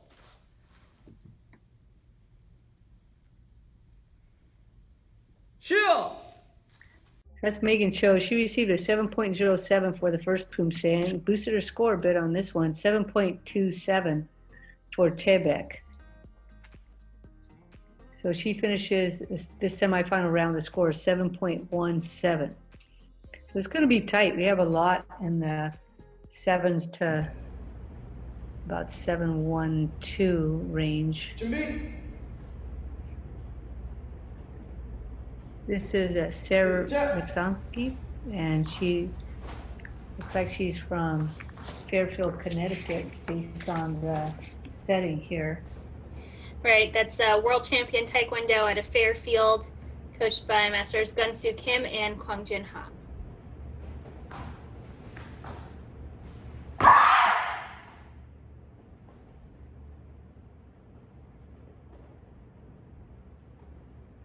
Yeah, and you're right, Coach Brand. We have 3 scores sitting up at 7.43 and 7.52, and then we drop down to about 7.1, and then some high 6s. So we have 35 athletes taking the top 8. I do think that as we continue to go through the division, we're going to get some more mid-7s, and that'll probably be around that cutoff to the finals will be. I like how she's trying to open up those horse stances. She has a nice open position there to give her a little bit more balance and enable her to get a little bit lower.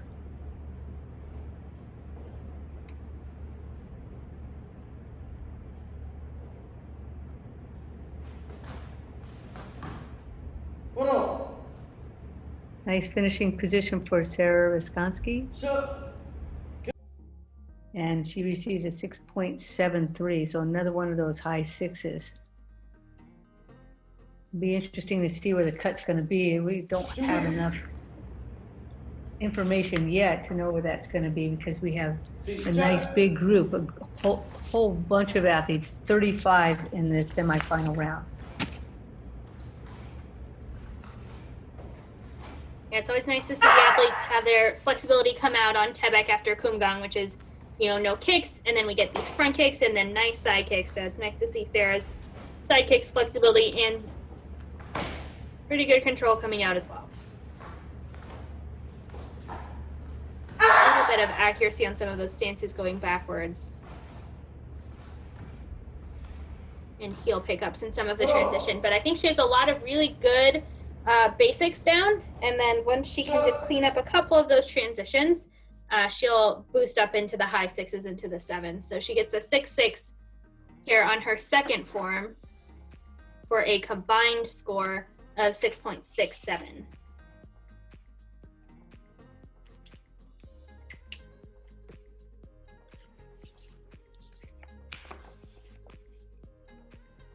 And here's the standings. We have Tiffany Jia in first place with a 7.52, followed by Piper Kindle, Allison Chen, and Megan Cho.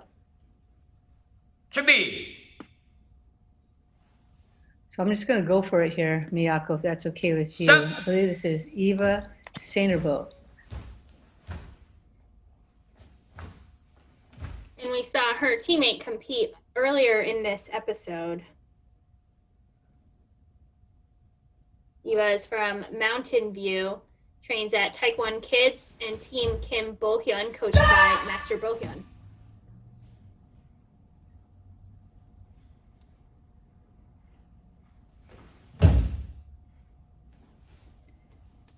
Nice strong stomp there. You got a little shake on the camera.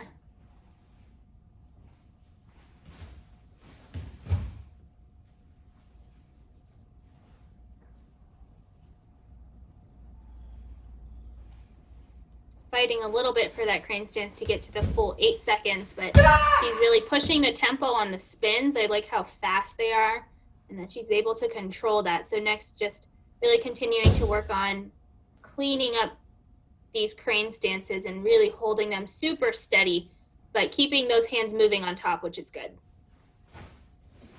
She has a lot of potential. She's quite strong. So there's a few moments where the accuracy is off just a bit, but she has really great potential. She gets a 6.83 for Kumgang.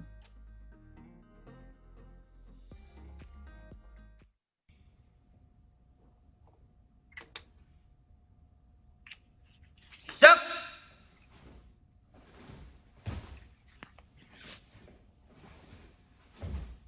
Really reaching up for that front kick, a little bit of a head movement along with it. So you just need to keep the head quiet during the kicking technique, which is sometimes not easy because we're trying to push everything from the floor.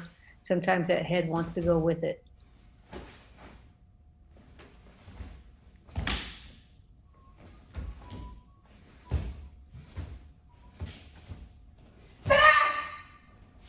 Pretty nice bar there going backwards, nice good stances, and then here again on those front kicks, really just watching the head and the shoulders, and then watching the heel on your front stance when you're going front stance to front stance in a 180, making sure that that ankle heel doesn't pop up as you're transitioning will help with a couple accuracy points.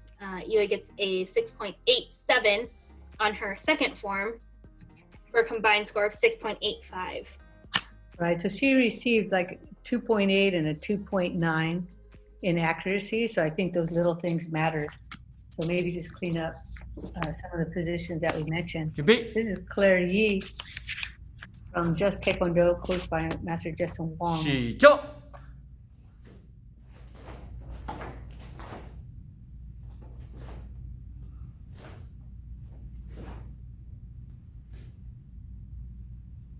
Claire did a good job of really bringing those single knife hand blocks all the way to center line. Another move that we see sometimes line up with the shoulder instead of coming all the way to center.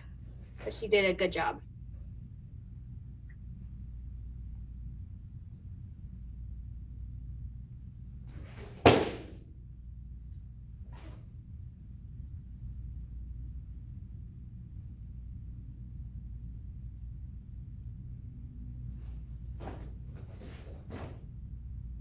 It's just a little bit of settling in her body into some of these stances, both after the stomp and the spin.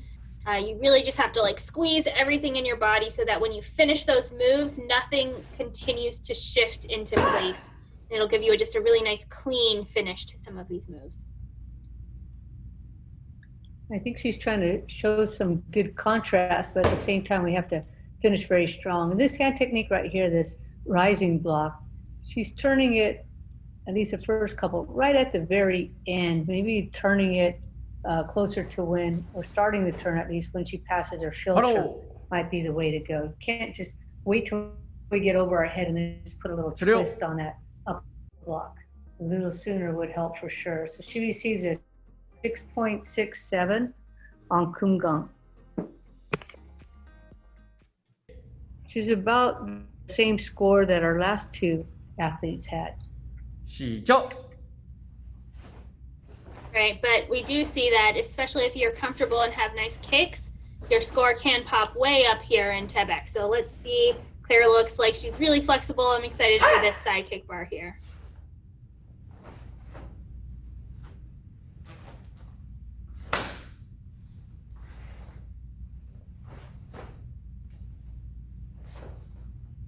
Yeah, she really tried to push up on the extension on both of those side kicks.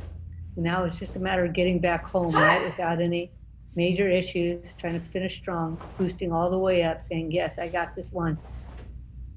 Boom, boom. 바로. Good job to Claire Yi on Tibet. So she received her first score, Kumgang, 6.67.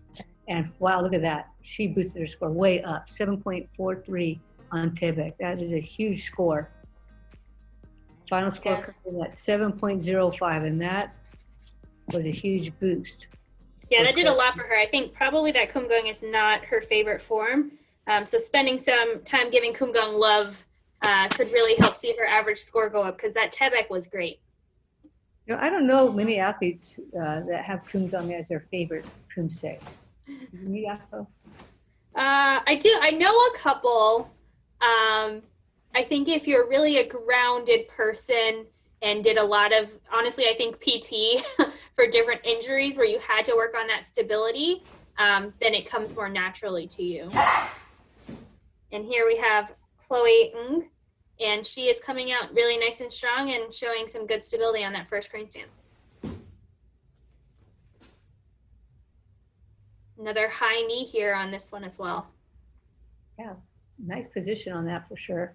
Little over rotation on that upper hand. She's got to be conscious of that. You don't want the palm rolling all the way up to the ceiling. So maybe not that last part there.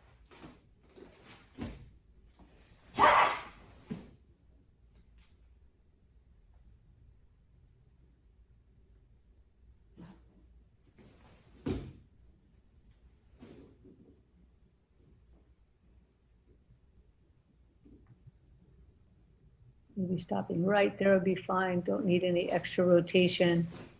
Good job on a quick finish on that last punch. So that's Chloe Ng finishing up Kumgang. And she received 6.63. So very similar to the athletes who went the last three spots just before her. So let's see if she has the same luck as Claire Yi by boosting up her score with Tibet.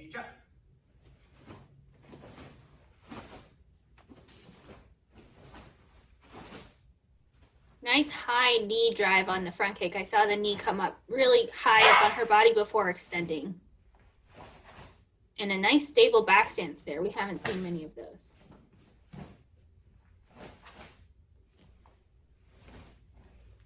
Taking just a slight pause at that crane stance before going into the side kick. Really control the balance, set yourself up for success.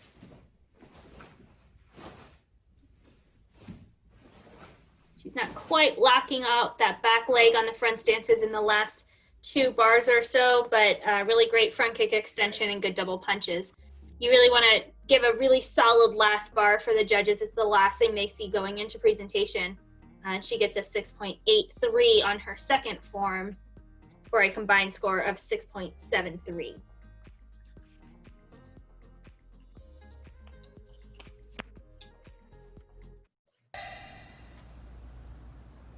This is Christina Throkian.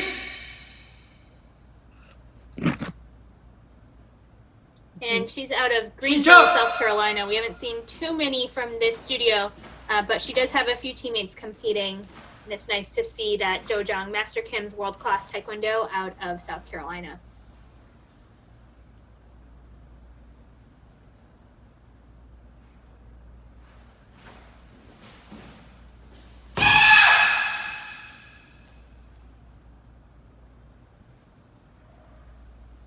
Because there are so many slow 5 and 8 count motions in Kumgang, I feel like a lot of athletes try and push the rest of it to try and make that contrast and show that they have speed and power.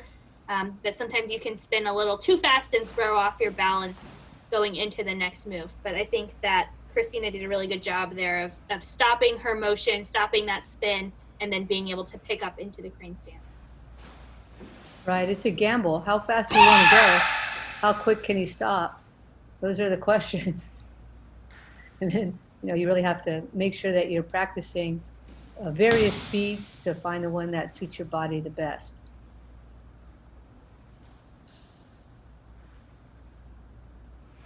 I'm seeing a lot of athletes do that high block on the crane stance, just not quite high enough. You do want it to be over your head.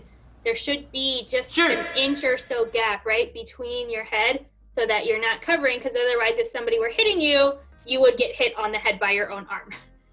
So Christina. At least 1 fist width from your head. So Christina receives a 7.0 for Poomsae. Definitely higher than a few of the last competitors that went up. And she's really pushing the length of these crane stances, which I appreciate. Surprisingly high side kick too for her body type. Wow, look at that. Those are really great side kicks. So surprising, the extension. I don't know what I expected, but I didn't expect that. That was very high. Look at these front kicks. They're just like, let me go. Whew. I think, her torso looks a little shorter, and you don't quite see it, maybe because she sat so low in Kumgang that her legs are so long. It is sort of surprising because the leg comes up and it just keeps going. So actually, I think that's a little low. I really liked that Tebek from Christina. She gets a 7.03 for a combined score of 7.02. So Christina, I thought you did a really great job. She did do a great job. Really wonderful, explosive kicks. This is Amio Rocky. I'm gonna go out on a limb here and say she's from U.S. Taekwondo Center in Colorado Springs, coached by Master Sean Jung. And I think it was this division, I believe the junior females, we saw a bunch of athletes from this dojang all competing in the Summer of Poomsae, which was so great. And it's great to see her in the semifinals. I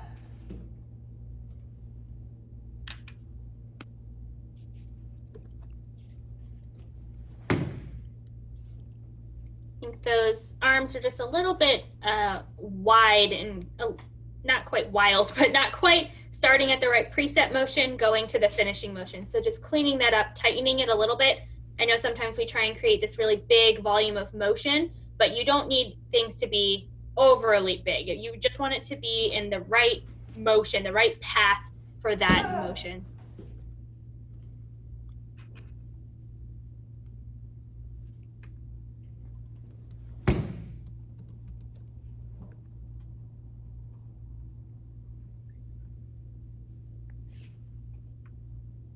And here we saw a nice gap there between her head and that high block. ハロ Just a little bit past her body here. There's so many little details in Sure. Kumgang. It's so hard, especially when you're tired and you just did all the crane stances. But there's always more to work on with Kumgang, and Amya here getting a 6.47. Yeah, that's for sure. If it's not Kumgang, it's one of the other Poomsae, right? There's other things to think about at the same time. So if it's not this, it's that. So many things to always be thinking about. A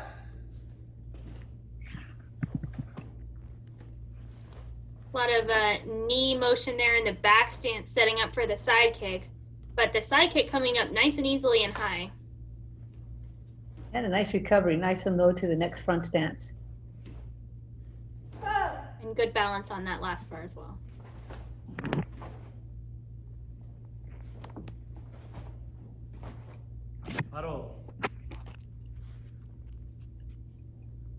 I think maybe a higher score in sight for Amia Rocky on Tebek. Yep, she receives a 6.8 following the 6.47 for Kumgang. So ends up with a total score of 6.63. So it's going to be fun to see standings look like the next time we get to view them. We do that about every 6 athletes or so. We get a chance to see who's in the lead. This is Vivian Vo.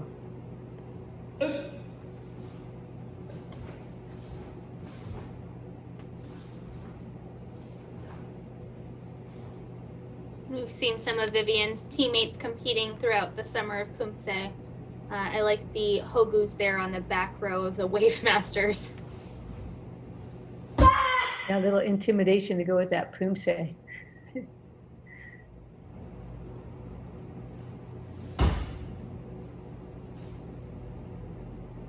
Nice strong stomps and a nice high knee here in the crane stance.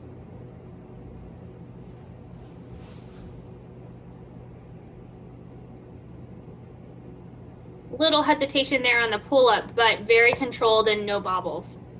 And look very calm. Her expression is one of just very calm movement here. Looking pretty darn confident on this form.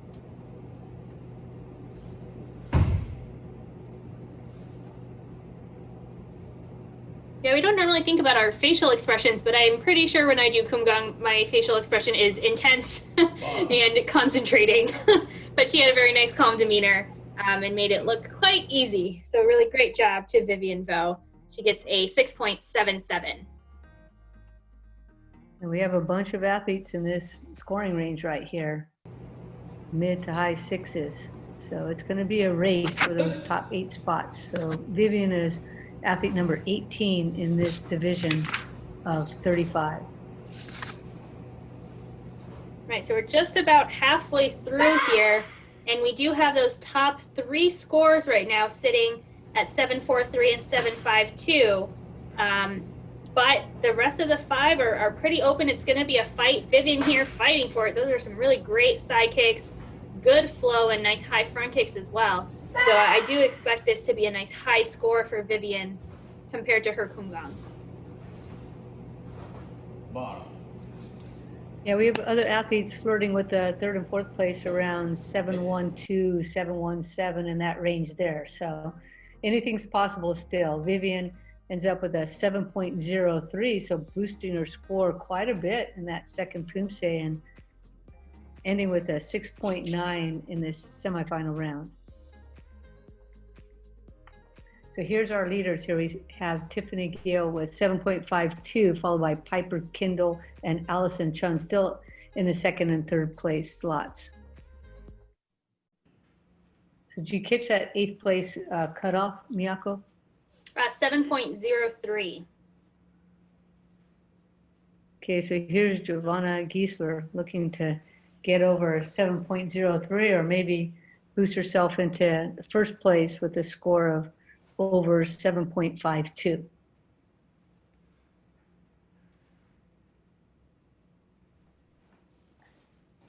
So we've seen many teammates here from ATMA.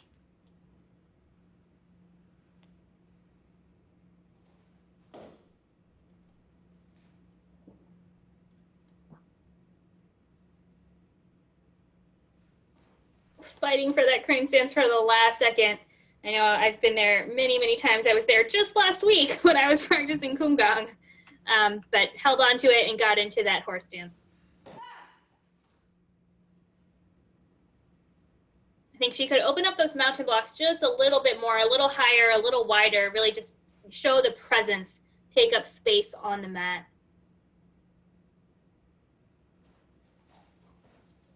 Right, a little bit more punch power, get her maybe a little bit higher score.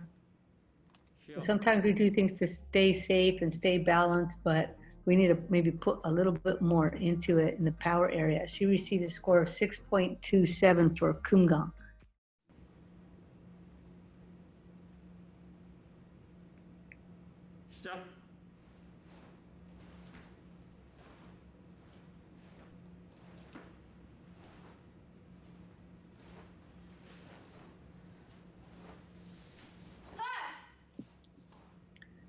Sometimes athletes, as they're coming through on that line, coming forward, their knees touch on the front stance. We just want them to go in their natural line, which would be parallel to the other leg. They don't have to come in and touch as they go forward. And she had really great effortless high side kicks and front kicks as well. So that should help her presentation. Hello. Sure.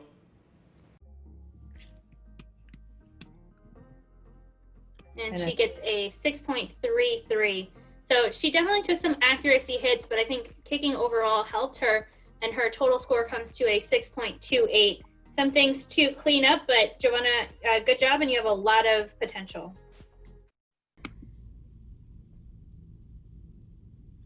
준비. 시작.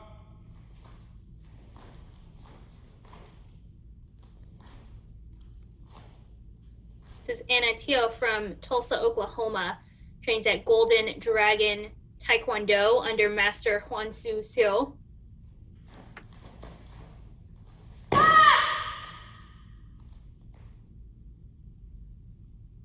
And Anna's competed on WTPA Live Poomsae Test Event, NCTA Live Online Tournament, US Open in 2020. So lots of recent experience, and I remember her from the prelims as being just really solid all around. So showing that stability here in kumgang.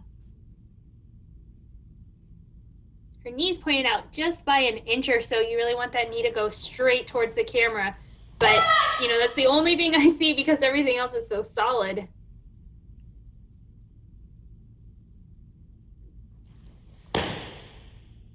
Going from left to right, she had a little over rotation on her punches and shoulder position. So let's see if this feels a little bit more comfortable for her.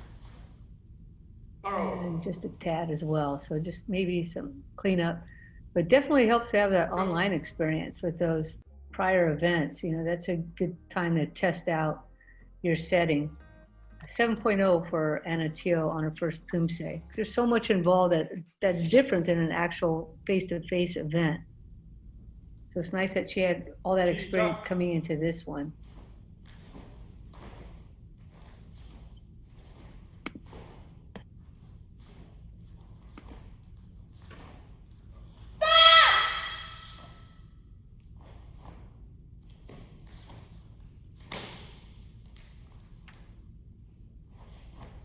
Stronger accuracy in this Poomsae Tibet. I expect a higher score on this one.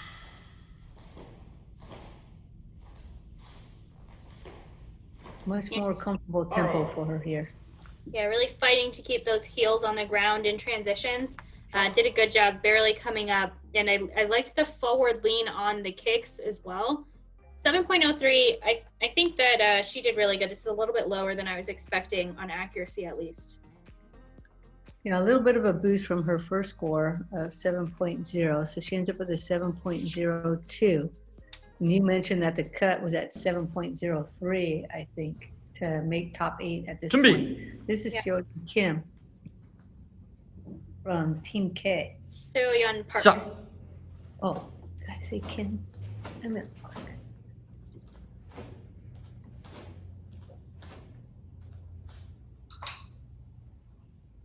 and she was a member of the 2020 US Open freestyle team that took first place and second place at the junior female team in 2019. So both freestyle and recognized. We have a few athletes now who are really starting to delve into that freestyle world. We see the air track there in the background. It's great to get to try new things and be creative, but we also see that you have to have really good recognized Poomsae. And Seoyeon here really showing that she has that recognized Poomsae stability here in this Kumgang. Right, that foundational Poomsae is so important, right? Otherwise, it's going to turn into just trickers going out there and doing their thing. So it's nice that everybody has this very strong Taekwondo foundational Poomsae first, and then moving on to the freestyle. Right, and the tricking is great. It's just not a freestyle Poomsae division. Check out the Red Bull tricking challenge. You get to see some really cool stuff, but we do want to see that really great recognized Poomsae. And Seoyeon here pulling out a 6.6 on Kumgang. Yeah, those other tricking competitions are super exciting, lots of fun to watch. But freestyle, Taekwondo freestyle marries the two, the foundational Poomsae and some of the acrobatic and spinning kick techniques, multiple kick techniques to make a beautiful Poomsae.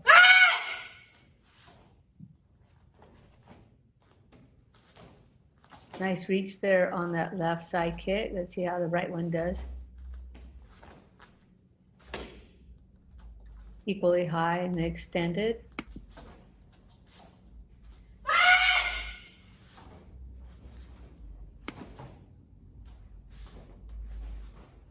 And finishing with a nice boosting front kick at the end there, really high and clean. So that's Seoyeon Park. She scored a 6.6 on her first Poomsae, Kumgang, and now gets a nice reward for the second, 6.93.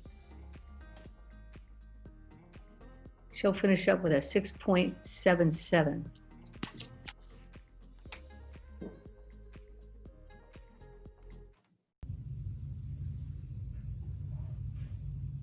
준비.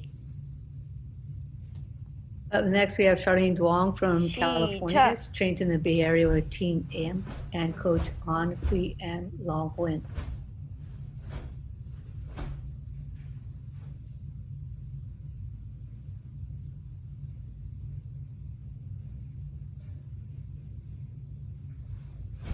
She has a lot of experience in both recognized and freestyle Poomsae.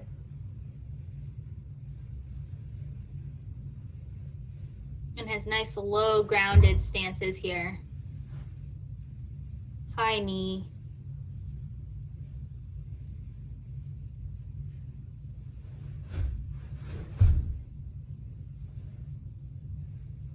Really trying to push quick on those turns. And I know it looks like she's, or it appears anyway, that she's on carpet. Sometimes that can slow us down as athletes trying to find our footing a little bit, but she doesn't seem to be having much trouble here.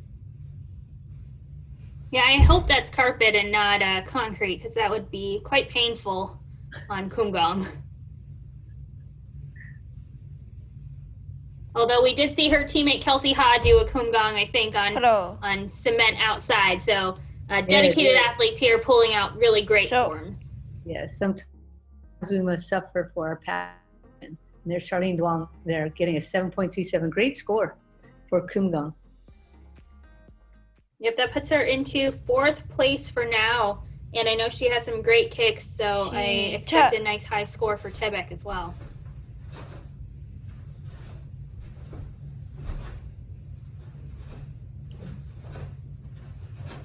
Nice shoulder rotation here coming forward, center punches as well.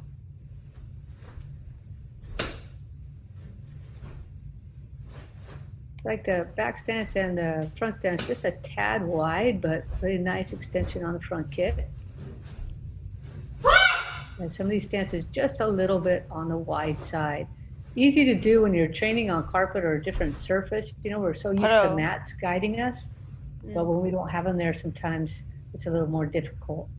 So that's Charlene Duong finishing up with Tebek. She received a 7.37 for her first Poomsae and a 7.3 for the second. So that should put her in a safe spot at least at this point here, we don't really know what the future is going to hold, but at this point, she has a 7.33.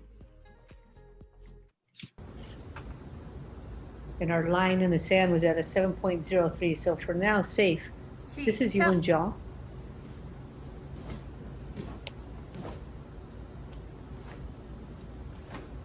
We've seen Yuan's sisters, Yerim, and their brother as well compete in the senior division. So she's in the junior and maybe soon aging up into that senior 1 division, and they could all do a female team together.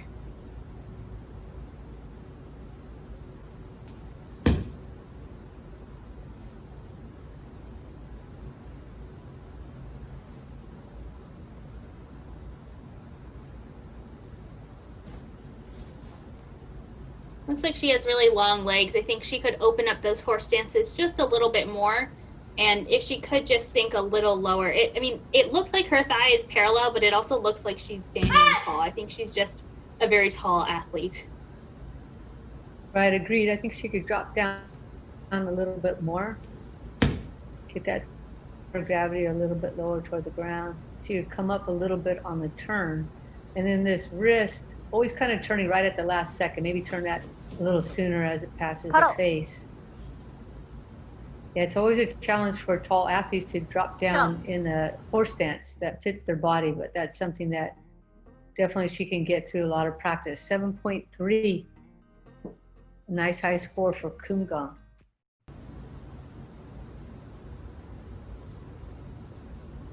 시작.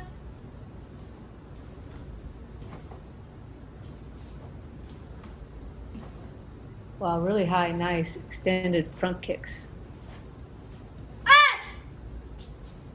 And then pushing the pace a little bit on this, trying to get some speed, an assertive tempo here in Quebec. Really nice extension and really good recovery on the side kicks.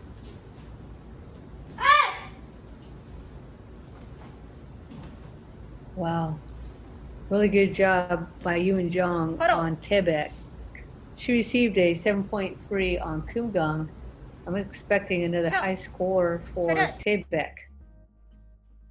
7.27 is what she received. So again, one of the higher scoring athletes. It looks like she's safe, at least for now. We have quite a few athletes to go though.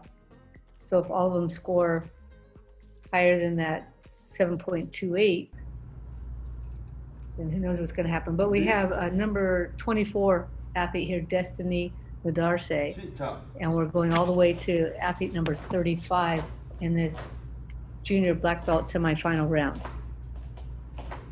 Right, Destiny is from New York, trains with Team East under Master Suji Kang.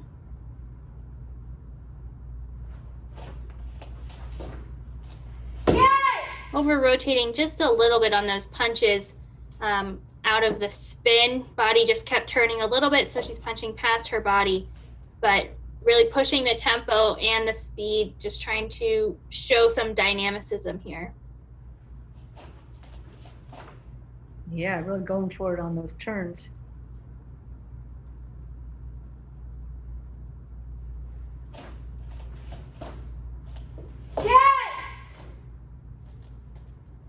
Head a little bit forward on some of the techniques, just to front of her shoulders a little bit. Like nice good control. Yeah, and all these pickups, really good control. Bro. Just having a little bit of trouble stopping the motion after those spins because she is pushing it so fast, which I think is probably the influence of her coach, Master Kang Suji. I remember her Kumgang and how fast those spins were even, a decade ago. But pulling out a nice score here for Destiny. 시작.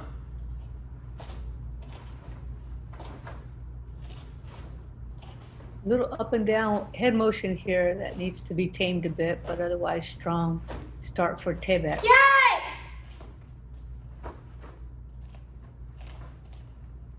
Nice reach. Looks like she's sitting high in the stances. She could just stay a little bit lower. See a little bit more bend in those knees on the back stances. Right. Geez, those front kicks. Right, really good front kicks, a little up and down motion. We'll see what the judges had to say about Destiny's Tibek. She got a 6.93 for Kumgang, a little bit lower here on Tibek, 6.90 for a total score of 6.92.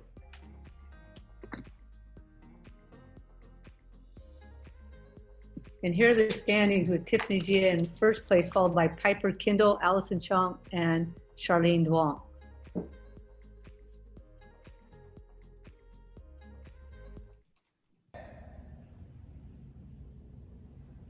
준비. This is Anika Tsutsumi. Stop. He's from Haymarket, which I believe is in Virginia. Trains with U.S. Tigers under Master Dennis Kim.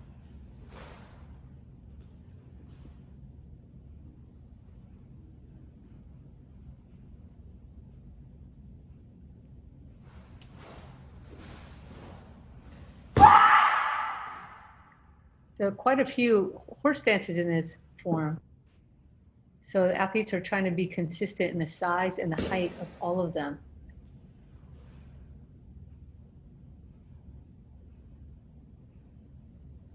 And that's sometimes a struggle because coming off of the Hakari Sogi, there's one, and then following the spin, there's another, and then right back up to another Hakari Sogi. So balance is a premium in Kumgang. Right, balance and consistency, like you said, because this form is, you know, there's not that many moves. You just do them a lot of times. You do them both directions. So there's not a whole lot to play with here. You just have to really master these, you know, handful of moves and be able to just do them over and over and over really consistently. And being able to show some dynamic appeal by going from very slow motion movement to very quick turns. So that's Anika Tsutsumi finishing up on Kumgang and receiving a score of 6.9. Seems like we have quite a few in that range in the division so far. Right. So far we have those top three scores we had really early in the division from Piper Kindle, Allison Chan, and Tiffany Gee. And then just recently we had Charlene and Yuan pull up some 7.33s and 7.28. That's the top 5 scores right now, and then it's really close in that low 7 range. Annika here pulling out with a really nice Tebek, some good side kicks and front kicks to open up. Really pushing that height.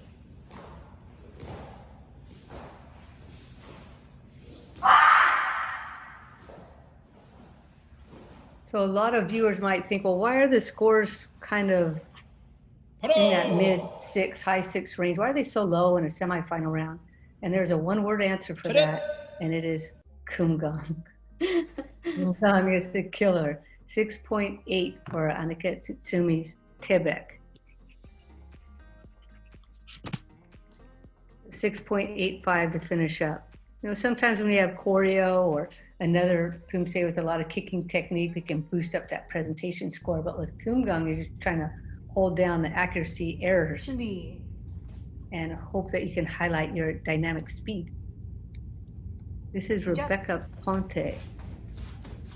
All right, she's from Nevada, a member of Spirit Taekwondo and coached by Master Yasmin Brown.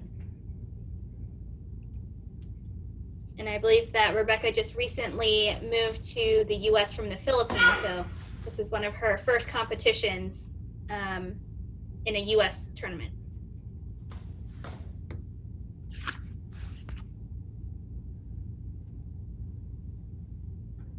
We also saw with this division in the prelims, I believe the cutoff to make it into the semis was a low 7, like a 7.1 or something. And we're seeing now that we have those, you know, those few scores up there in the mid to high 7s, but then we have a lot of high 6s. And it is really just, I think that Kumgang is a really difficult form that we may not have seen in the prelims.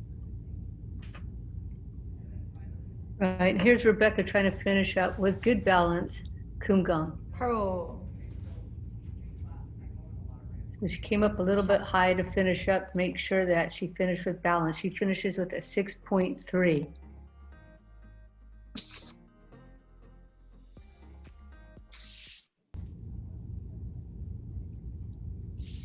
It's also, of course, a different set of judges from the prelims to the semifinals, but they are fairly consistent with this division so far. And it'll be the same thing for the final round, a new group of referees for that final round as well to make sure it's as fair as possible. Nice reach for Rebecca on that first side kick in Tebek. And going really high again, trying to get as much as she can out of the technique. There aren't a ton of kicks in Tebek, 6 in total, not as much as maybe a Poomsae like choreo. Pro. Sha. So doing everything she can to get as much as possible out of each one. So she scores a little bit higher on this one. Started off with a 6.3 for Kumgang and gets a 6.4 here. So her total score is 6.35. She took some hits on accuracy. I saw some back legs caving in some of her transitions, so that might be part of it. Up next, we have Marilee Ganter from World Champion Taekwondo in Fairfield. Coach, I'm guessing by Master Kwanjin Ha. I have here Master Henny Kim and Gunsu Kim, but I believe that they are all affiliated with Master KJ.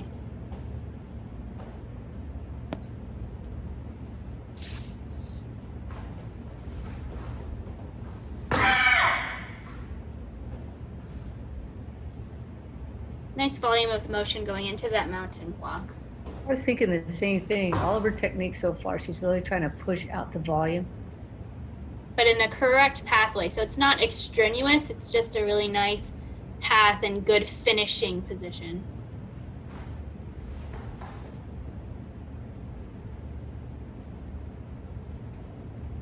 And good balance here. I think she could drop a little bit lower. She has a potential to do that because we see her drop now down a little bit lower for the Juchumsogi, the horse stance. A little tilt forward on that last horse stance.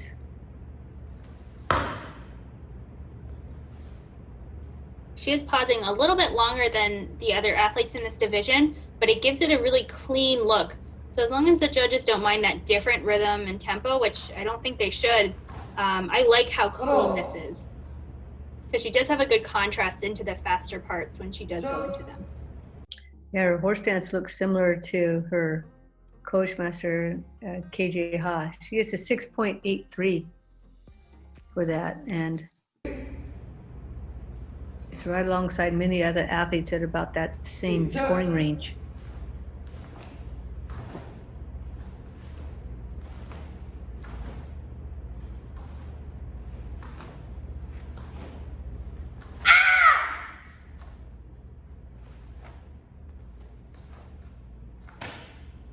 She has really nice torso control coming forward, good shoulder movement, but not a lot of like head side to side. So the upper body is nice and in control.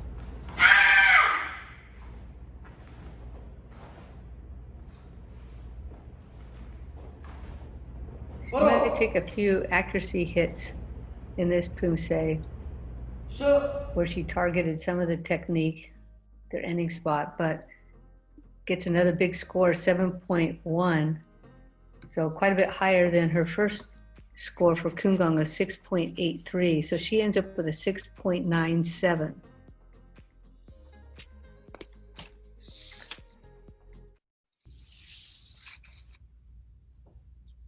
This is Ria Agarwal. She's from Beaverton, Oregon, part of Team Dowonguli USA under Master Sang-jae Lee. So Ria is a 28th athlete in this division, and we have 35 total. So of course, we're taking the top 8 from the semifinals into the final round on a future episode of Summer of Poomsae.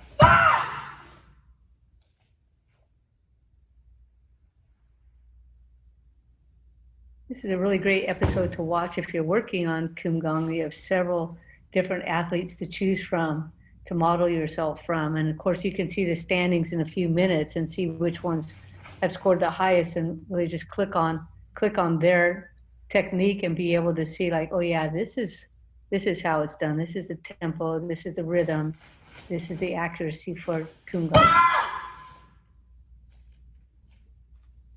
Right, and that cutoff is going to be really close. We have just 1, 2, 3, 4, 5, 6, 7 athletes after Rhea, and that cutoff is about a 7.05, around there right now. But with those 7 still to go, there's still a lot here that some people could sneak into that top 8.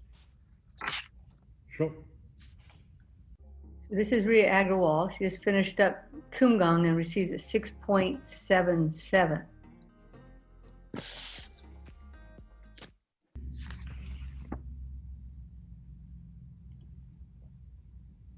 시작.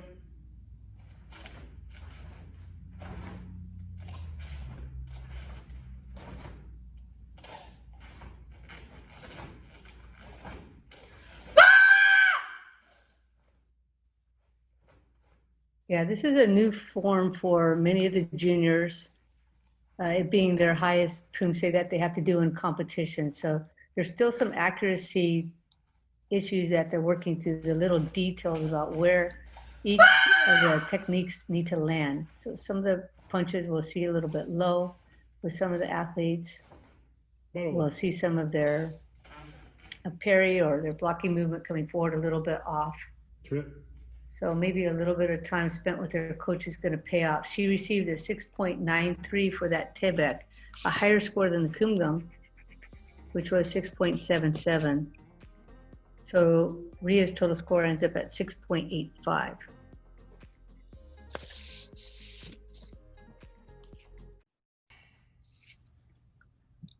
Up next is Samantha Valdez. 준비.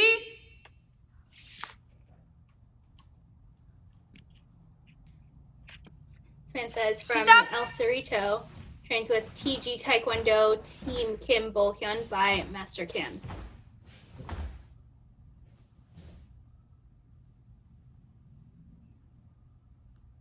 So her goal will be to transition from that back stance to the Hakari Sogi at the exact same height. She came up a little bit for it, which meant when she went to the horse stance, she had to drop down a little bit for that. So we just need to stay consistent through all of the Poomsae with the back stance, horse stance, front stance, and Hakari Sogi, all the same exact height, which is challenging. Right, it looks like she's really pushing how low she is on these horse stances, but because of that, when she pulls into the crane stance, she does come up a little bit. And sometimes we don't even notice we're doing it. You have to look into a mirror because it seems like we're the same height.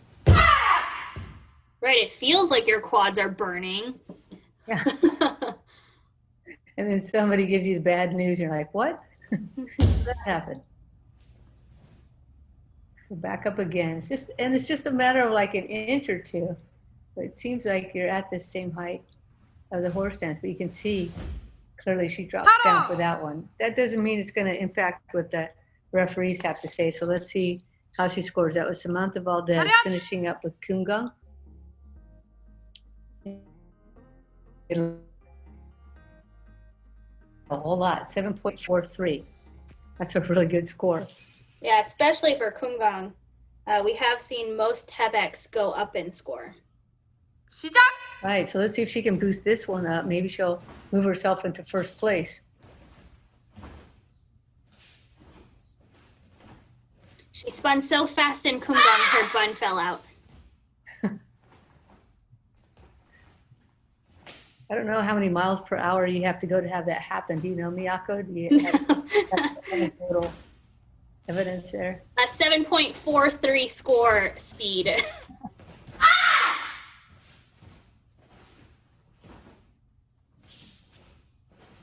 little bit of caving on the ankle in that 180 transition. That is a hard one. We've seen a lot of athletes struggle with in that last and first bar. But overall, really strong, nice quick tempo. And she gets a 7.17. So the referee and judge too knocking some points off for accuracy. But overall, that's going to be a nice high score. She gets a 7.3. So that puts her into, I think, fifth place maybe.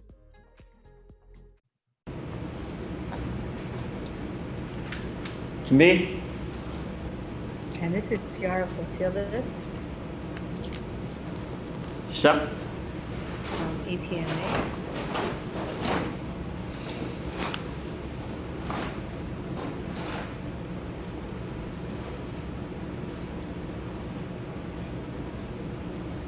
He's a well-experienced athlete. So as the other athletes are viewing this episode, I'm sure they're wondering just what her score is going to come in at. Very strong technique through Kumgang here so far. Nice high knee. Pushing out just a tad to hold that balance, but no bobbles. A little bit leaning on that landing as well. Yeah, just a little off on this Hakari Sogi, but able to hold on to the balance.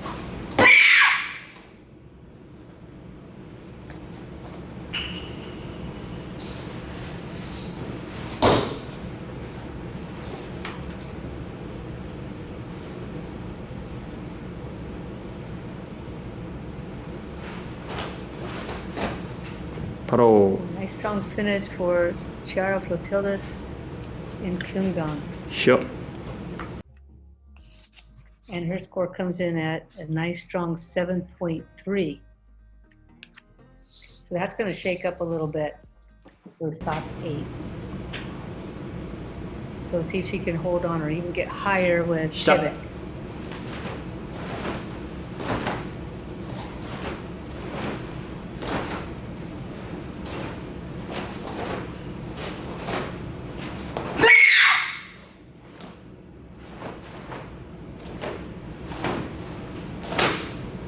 Nice high extension on the side kicks.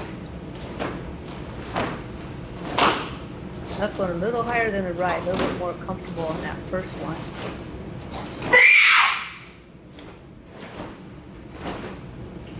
A little bit of a shoulder shrug here on the front kick. So let's see how the referees felt about that one. So Chiara Flotildas received a 7.3 for the first Poomsae Kumgang.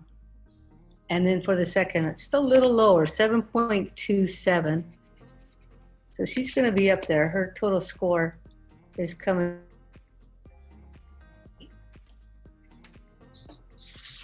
So now we are down to just 5 competitors, Miyako, in this junior black belt semifinal round. So here's the standings. Tiffany Gee in first place, followed by Piper Kindle, Allison Chung, Charlene Duong, and Samantha Valdez. Chiara Flotildas in 6th place. So did you catch the eighth slot score? It was 7.17, who I believe is Megan Cho, is holding on to that spot right now. Yeah, just inching up slowly over the course of the last few competitors. Got some pretty high scores there. This is Grace View, and of course she is the first of the last 5th competitors up in the semifinal round.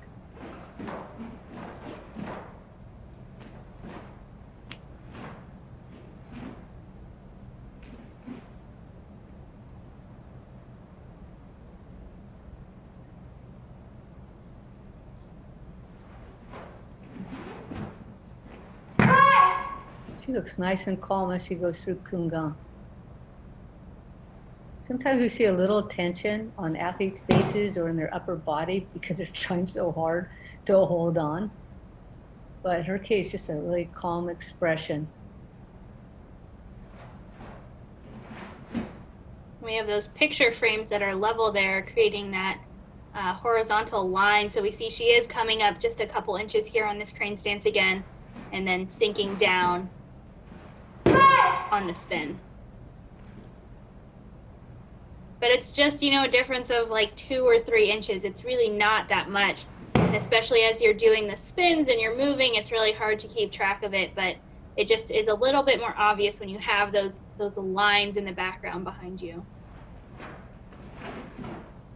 Yeah, it didn't impact some of the scores so far. So let's see how Grace View does in her score for Kumgang. So she gets another high score, 7.37. So that line inching up all the time. So let's see what happens with Tibet.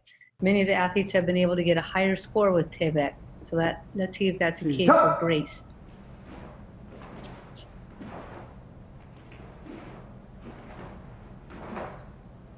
Off to a good start with nice high front kicks. A nice extension on the front stances as well. So good accuracy here. Good extension.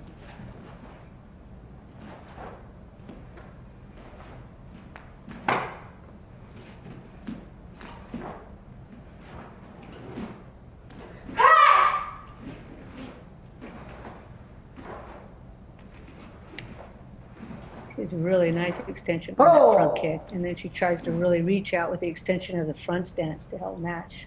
Really good job by Grace Ryu.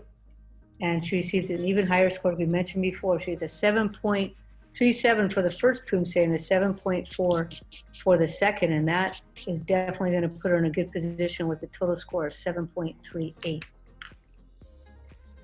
Yeah, that bumps her up to 4th place.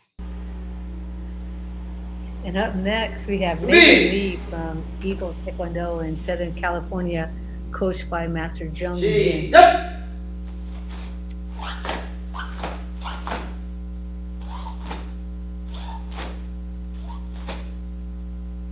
And she's also a member of our 2020 U.S. national team.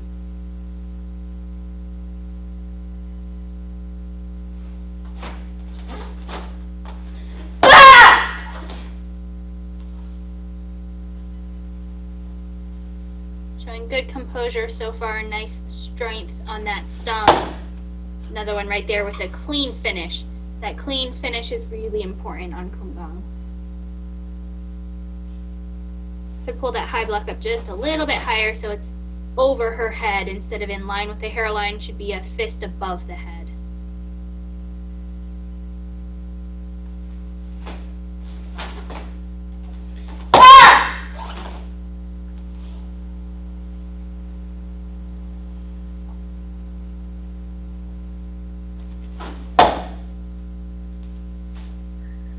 A little bit of curve in her back on some of these moves, more prominent than others. Holding on to that crane stance and finishing just past her body on that side punch, but overall a really strong form from Megan Lee. Sure. Let's see how her score comes in. Wow. Whoa. 4. Oh my goodness, 7.7 for Megan Lee's Kumgang. Wow, this is really going to change things a bit. This is fun. Let's see how she does in pivot. Boosting up the nice huge front kicks here, using all of her power from the floor.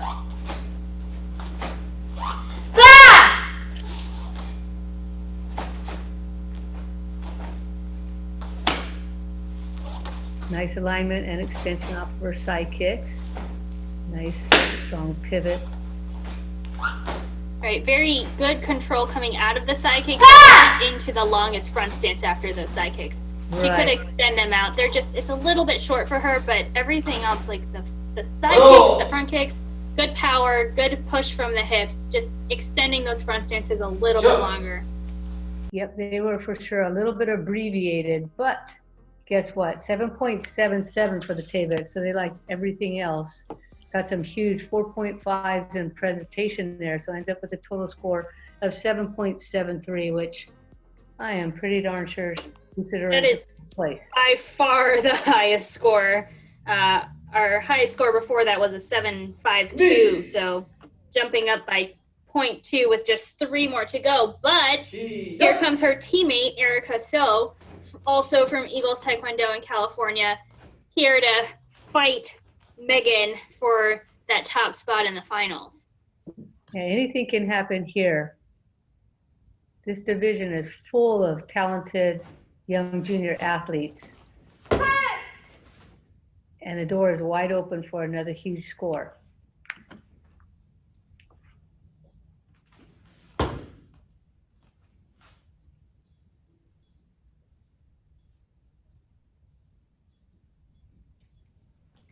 Right, Erica is also on the 2020 national team, on that junior female team, so her teammate might be Grace.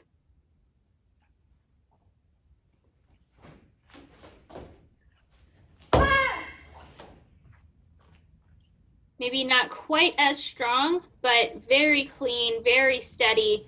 Not seeing any extraneous movement here from Erica. She has really nice, balanced, smooth transitions. Hello. Sure. So good job to Erica So on Kumgang. She receives a very high score as well, 7.63. And just underneath her teammate. 시작.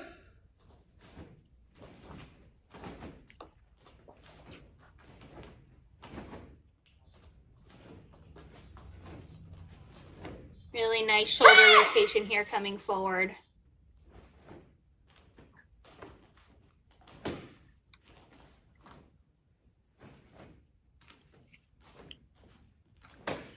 Good extension. And she's really patient with herself, giving herself plenty of time to finish every movement.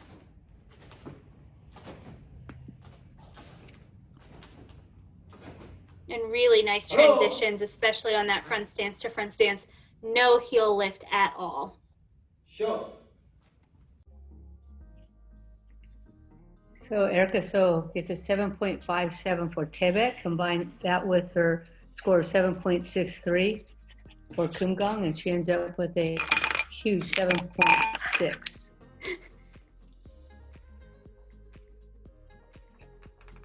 And we have just 2 more athletes to go. And Coach Barron, here is another Eagles team member, Kelly Wong. And we are just 2 away from knowing who is going to make it into that top 8. And the scores have just skyrocketed in the last 5 athletes. So excited here to see Kelly. What a battle. It's another strong athlete. Her support leg looks almost straight, but it could be my eyeballs at this point. We've seen quite a bit of Kumgang, so I'll have to really focus in on her next Hakdari Sogi. Right, she is really tall. You can see how high her head is on that flag, and she does drop down a lot. Holding it pretty well here, came up maybe only an inch or so, but I think her legs are just really long. Yeah, this is a left side though, left side Hakdari Sogi, so we'll see towards the end of the Poomsae if it's the same case on the right leg. Not to be picky, but I'll go ahead and be picky. Yeah, because this division is just really exploding here, these last few competitors. So Kelly Wong is our 34th out of 35 competitors, just 1 to go after her. So this is what I meant here, just a little bit high on this right side Hakdari Sogi. Yeah, she definitely comes down on those spins, but overall, really solid form from Kelly Wong. Sure. And 7.37. So definitely in a good position at this point. Let's see if she can boost up the score even higher on Tebet. She has these great long legs, and look at that. Wow. Way over her head on those front kicks.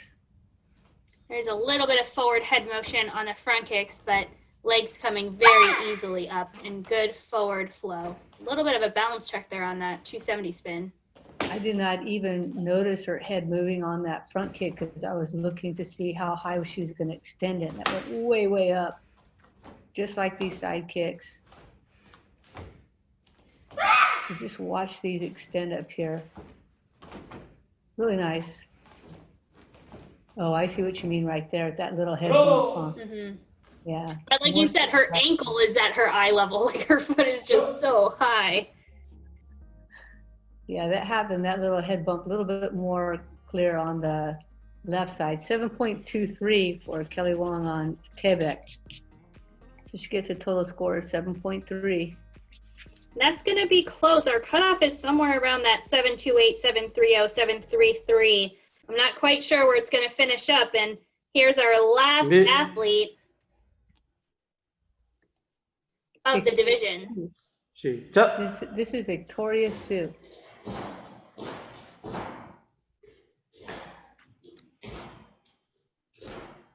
Victoria is also a member of Dawanguli USA team under Poomsae Master Lee out of California.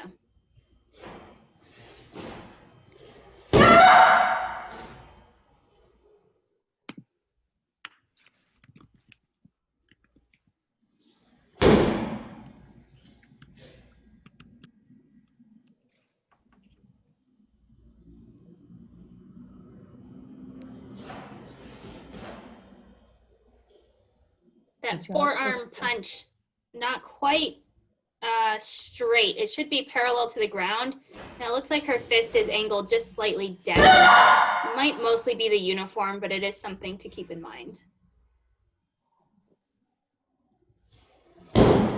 She had a little bit of a battle keeping that left leg, Haktari Sogi, in check. And same thing a little bit with this right one. Kumgang is cruel, for sure. And sometimes the more you do it, the harder it becomes in a day's practice. So you got to go with the best one for sure when you're recording.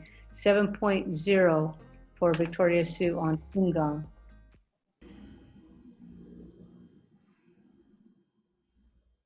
시작.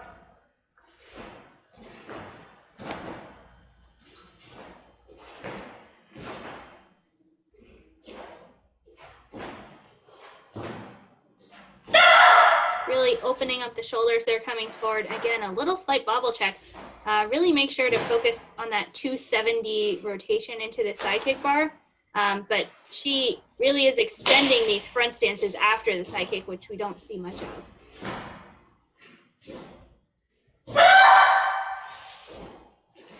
We're looking for a strong ending to finish off our semifinal round. This is the junior black belt semifinal round, looking for the top 8.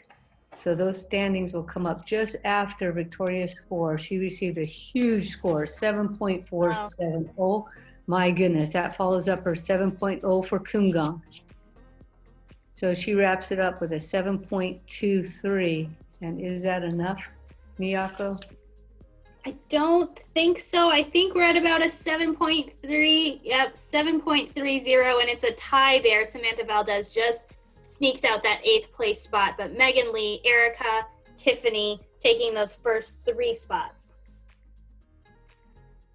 Well, that was tight all the way through. I was holding my breath to see what would happen because all the scores were so close to one another. So it was great to see such exciting competition in the junior female black semifinal round. Of course, our finals will be in an upcoming episode of Summer of Poomsae. So we hope that we really got everybody's juices up and ready to watch more action in Summer of Poomsae. So thanks very much, Miyako, for joining me today. It was a lot of fun. Coach Brand, always a great time. Thanks to USA Taekwondo for hosting the Summer of Poomsae, and we will see you in a future episode. Well, welcome back. That competition, 35 down to 8 to this division. So first, congratulations to all of our color belt competitors. And of course, 35 black belt competitors, going to get trimmed to 8. So it's tight competition. Congratulations to all of you. And I can't wait to see who's into that finals coming up soon. Yeah, it's so now we've kind of waded through the preliminary rounds, the semifinal rounds, and now the rubber's about to meet the road. And now we see who wants the distinction of being the winner of the Summer of Poomsae and the points necessary. Who wants that number 1 spot, man? And even virtually, you can feel that some of these athletes really, really want it, and that's a good thing. I'm always in favor of competition. I'm always in favor of testing them, put the best against the best, and let's see who rises to the top. So I'm looking forward to these finals. No, you're right. I would not make a prediction on the final though, because I guarantee you somebody's going to surprise us. It has happened in the past. I'm believing it's going to happen again. I couldn't agree with you more. And interesting enough, like you talked about, just the dedication and the practice. I think in some of our interviews in earlier episodes, just listening to some of these athletes say, we filmed it over 2 days. We had multiple takes, 10, 20, 30. So you can tell, A, that they're dedicated to their craft. B, this is serious. And they know this is an important competition for them. So kudos to all our athletes on just putting their best foot forward and putting out a great product here for us to be able to enjoy here on the Summer of Poomsae. Yeah, I'm grateful that this is not just something to do, but this is something that means a lot to them, and it's evident in their performance. And there are especially in this time when we are looking for just anything to do, USA Taekwondo has put together a quality event with as much as they could possibly do. Right. But it's really driven by the fire of our competitors and their coaches. Again, shout out to all the coaches and master instructors and the moms and dads who are converting these houses, their homes, into dojans, who are doing all of this stuff. They're still practicing physical distancing and still being safe, but they are giving their athletes everything that they need to succeed. We salute you. It's not just the athlete. I mean, the athletes win the tournament, but it takes you, the parents, and you, the instructors, the coaches, to get them there. So again, salute to all of you who are pushing our athletes forward. Yeah, I couldn't say it better myself, Sherman. Kudos to, like you said, to the I concur. You know, just kudos to the athletes, competitors, obviously the coaches, and the parents who are doing a ton of work as well. Sherman, that wraps up another great episode of USA Taekwondo Summer of Poomsae. But guess what? Like you talked about, we've got finals coming up. The We've finals got now, all baby. kinds of things for you. So you guys, you can't go anywhere. You got to stay here with us on the USA Taekwondo Summer of Poomsae. So without further ado, let's see you on the next episode so you can spend more time with chopping it up with Jason and Sherman and the USA Taekwondo. What is it, Sherman? Summer of Poomsae. You heard him. You heard it.